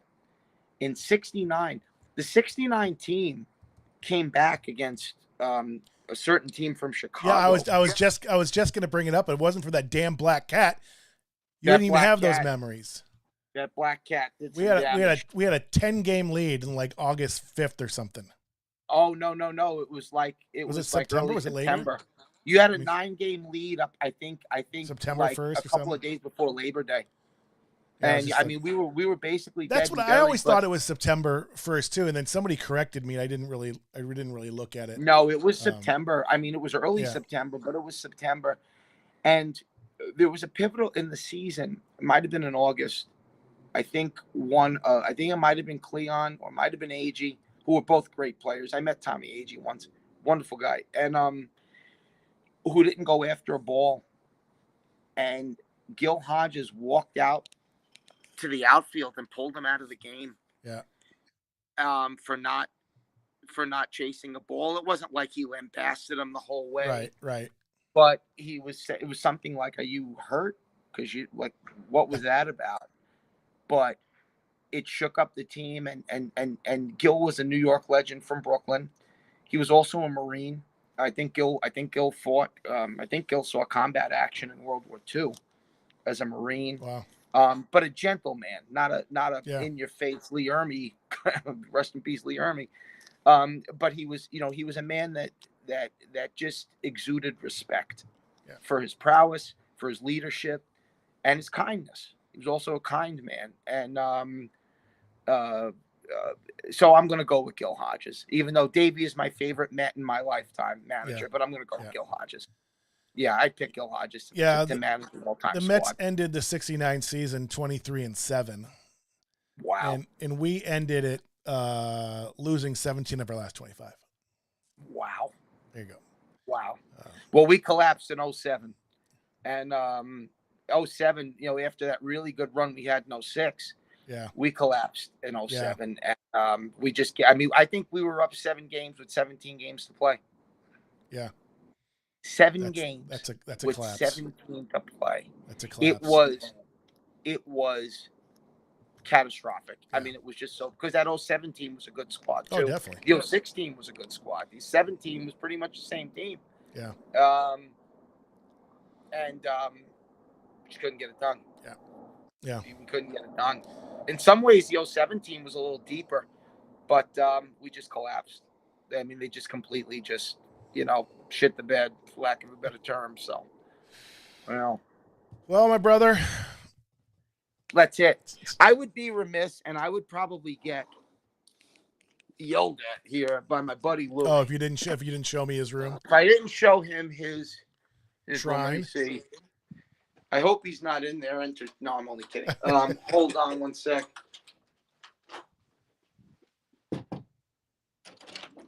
Not home, but Louis comes from, both his parents, who are now deceased, were diehard Met fans. And some of the stuff ended up at his parents' house, but this is his room. And this is his little shrine here. Oh, yeah. And he's got really cool stuff, because it's not like he's got these monumental autographs, but he's got some amazing stuff. Here is a Gary Carter starting lineup. I totally remember that. You remember that? Totally remember that. Yeah. How awesome is that? That's cool. And then he's got a reissue starting lineup of Seaver. Oh, that's cool. Which he caught me stealing, and I had to give it back. He's got some really cool bobbleheads. He's got Santana, Andy Chavez, the catch. Do you remember the catch in '06 in Game 7 that we lost to the Cardinals? One of the greatest catches. He caught the ball about 4 feet over the wall. I think it might have been Molina. No, yeah, I do remember. Yeah, I do remember. Remember that catch? Yeah, I do. Andy was a fun Met because he was a great defender. He was a slap hitter, and he had really good speed, and he was a great fourth outfielder. This is an Edgardo Alfonso. This is one of your classic bobbleheads. Yeah, yeah. Piazza. Louis is a huge Piazza fan. Probably because he has an Italian last name. Louis does. But he's a huge Piazza fan. This is Al Leiter. Al Leiter was a great Met. He was. Yeah, he was. Al Leiter. He was on that list that I no longer have on my thing. Yeah. No, but Al Leiter is in the conversation. For sure. Especially because he shut out the Reds in that playoff game. Yep. In '99. He pitched that 145 pitch game against the Yankees. I think it was Game 5, the game we lost. Yeah. The closeout game where they closed us out at Shea, which was horrifying. But he pitched with grit and toughness. Jersey kid, local kid. Kevin McReynolds. Louis got this one. There it is, Kevin McReynolds. Now, McReynolds was known as kind of a little bit of a sleepy guy, but he was a producer. I mean, McReynolds was a talent. Yeah. McReynolds was a real talent. He's got some little Lego stuff. He's got an old thing of Shea. That's cool. Mike Piazza is a rubber ducky thing. That's just weird. See, I like stuff like that. I don't really care about autographs and signed jerseys. That doesn't do anything. I like those things that are, true fans have. Yeah. I agree with you. Like glasses you got from the gas station that have Mets on them or something, I totally agree with you. Yeah. He's got Gary and Keith hoisting up the trophy at the parade. Gary Carter also, maybe a little known fact or maybe a widely known fact, best perm in Major League history ever. Yeah, literally the best perm of all time. Yeah. Maybe. Shout out to Bette Midler, but other than that, she wasn't a Met, was she? No, but I'm sure we tried to sign her at one point. This is a seat cushion. You remember the old seat cushion? Oh, absolutely, days? Absolutely. Remember the old seat cushion days when we used to get those? I had Indian ones. I remember taking those to the game, like we were carrying them into the stadium. Oh, they were great. And then the team would lose, and everyone throw the cushions on the field. That's when they banned them. Right. Remember Bat Day? My dad took me to Bat Day. The full bat ones? The full bats. Yeah. Because I think the greatest idea is to give drunk New York Italians baseball bats, because what could go wrong? Yeah. And this garbage can, I know Louis since we're like 10 years old. Oh. He's had this since I know him. Oh yeah, right? He's had this like 35 years. I collected all my teams. Like I had a Browns, Indians, Cavs. I think the Cavs one is still at my parents' house. The other ones we kind of just beat up. But no, we had those all grown up. Do you remember when we were kids? I'm a little bit older than you, so maybe it's a little past that. But remember the Sears catalog? You get the Sears Christmas catalog. You just start circling all the stuff you want because you didn't have the internet. It's the only place you could get like licensed stuff. So no, my mother used to hide the catalog from me because she didn't have enough money to get it. This, you talk about gas station. Look at the Gulf truck. Oh yeah, the Gulf. If cool. I was at my mom's house, I have all this stuff too, but it's in Staten Island. You know what I got really, really one of my favorite pieces? I guess this was not long before I moved here, probably about 04, 05. They had a wiffle ball. I love wiffle ball. So right?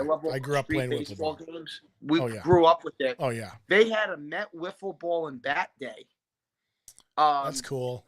But it was for like kids like 16 and under. Yeah. But we went in and I was in like kind of the doldrums of Shea. There was a box of them, and there was a guy there, and I said, "Bro, can I get a bat or something?" And he's like, "Yeah." And I slipped him like a 10, and he gave us all a set. Wow, that's cool. I never even opened it. It's still in the plastic, but it's a wiffle ball bat that says Mets on it, and the ball says Mets. An actual wiffle ball bat, like the wiffle brand? No, officially licensed, not a knockoff, made by Wiffle. Yeah, I don't think I've ever seen a non like regular wiffle ball one. That's cool. Cool. I'll get you. It's at my mom's house. That's I'll cool. Get you a picture of it. I have cool things. I have tons of yearbooks. I have the 86 yearbook, the 87 yearbook. My Louis even more stuff. He's got Darryl Strawberry's book. Were you a guy that kept score when you went to games when you were younger? Oh yeah. I love that. My uncle, like I said, who played pro ball, taught me how to keep score. And I used to love it. So this is his little shrine to the Mets. And like I said, I'd be remiss if I didn't show you that. No, thanks for showing me that. That was cool. Yeah, I wish I had all the stuff that I've had over the years from my teams, and they get, you move, they get lost. I have, like I said, at my mom's house, I have a pretty nice collection. I have a very similar collection. I have tons of yearbooks. I have bobbleheads. You know what I have? And I was able to get two because it wasn't an age thing. I took my sister to Bob Murphy, Ralph Kiner bobblehead day. Ooh. And is it one bobblehead or both of them? They're both of them sitting at a like an announcer's desk. Mm-hmm. It's a really unique bobblehead. Yeah. So it's Murphy and Kiner, and the Mets weren't very good. This was like about 2002 or 3, but I had to get that. That's cool. So I got so I was able to get that bobblehead. Actually, my sister has one. It's like, and I have one, and that's a really cool little piece of memo. Yeah. So. Yeah, I one of the, I don't know, I said, there's sort of random knickknacks that I always love. I remember I still think it's at my parents' house. I have a little baby Mr. Potato Head.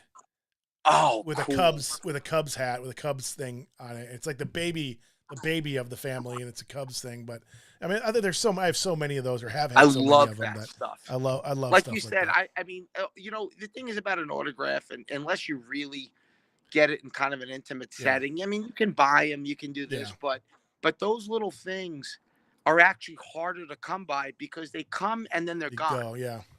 You'd have to, search for it. One thing LA has is a ton of antique shops. I guess because people are always like gaining and losing fortunes here. And we have in Sherman Oaks, we have really two cool ones. I found this at an antique shop about I don't know, maybe 2 months ago. And I love hockey, and I love Olympic hockey. Yeah. And this is from like the 2002 Olympics. Look at this little Oh, wow. bobblehead That's Olympic cool. hockey guy I got. That's awesome. And it's in perfect shape. This was like $8. That's cool. And it was like an issue. You know, like a Bank of America. Yeah. You probably, maybe you opened up an account. Right, got it or right. something. And it's, I mean, it doesn't have a scratch on it. It's 20 years old, and it was like $8. Yep. You know, so that's really, that's a really cool little side one there. But those little things are just so cool to have, you know. Cool stuff. I still think I have lots of different shot glasses, brown shot glasses, Indians, Cubs shot glasses. Absolutely. Things like that. that. I can take you downstairs. We got mugs. We got Met mugs and shot glasses. And all that Very kind cool. of stuff. Yeah, all right, brother. This was so much fun. We gotta say goodbye now. I don't like it. Well, stay on, because I'm gonna do our little closing thing, and we can chat a little bit afterwards. But good. I mean, this was awesome, Andy. This was perfect. This was so great to. I knew it would be. Yeah, I did too. I mean, we now officially have the record for longest episode. Which I actually thought, because I've kind of honed down things with the lineups and stuff, I actually thought this was gonna be the shortest one. And then I remembered, you and I can both chat, so it's like, yes, we can. Yes, we can. And I didn't even care. We could have gone 5 hours. I didn't care. Absolutely. We have to do it again. Oh, definitely. We'll definitely do a Giants episode. We'll definitely do an Islanders one for sure. Absolutely. So football, I'll start doing some football ones around the draft. So, April and then leading in the fall, I'll probably do some. Perfect. And probably the hockey ones, October next year, or maybe September going into season next year. Perfect. Perfect. And there'll be some one-off ones too. We might do sports ones in general that maybe you can come out as a guest or whatever. So we'll figure it out. Brother. I'd love to, man. Yeah. I'd love to, brother. All right, I'd love to. This has been great. Yeah, do your thing. I'll hang out for a minute. Let me just get the music going here, and we'll say goodnight. So sorry we kept all of you. If everybody's even listening, I don't really care. I will cut up this show and put our lineup out separately and the Mount Rushmore. I probably won't do the greatest Met of all time because it was too simple. But yeah, I'll cut out and take some segments out stuff. I may take that first, 15, 20 minutes when we were just shooting the shit in the beginning because it was just funny and it was fun and it was great. Awesome. But so thank you, my brother. So great seeing you. Thank you, my brother. This was amazing. I will see you on the other side of this. Sounds great. All right, thanks, pal. Be good.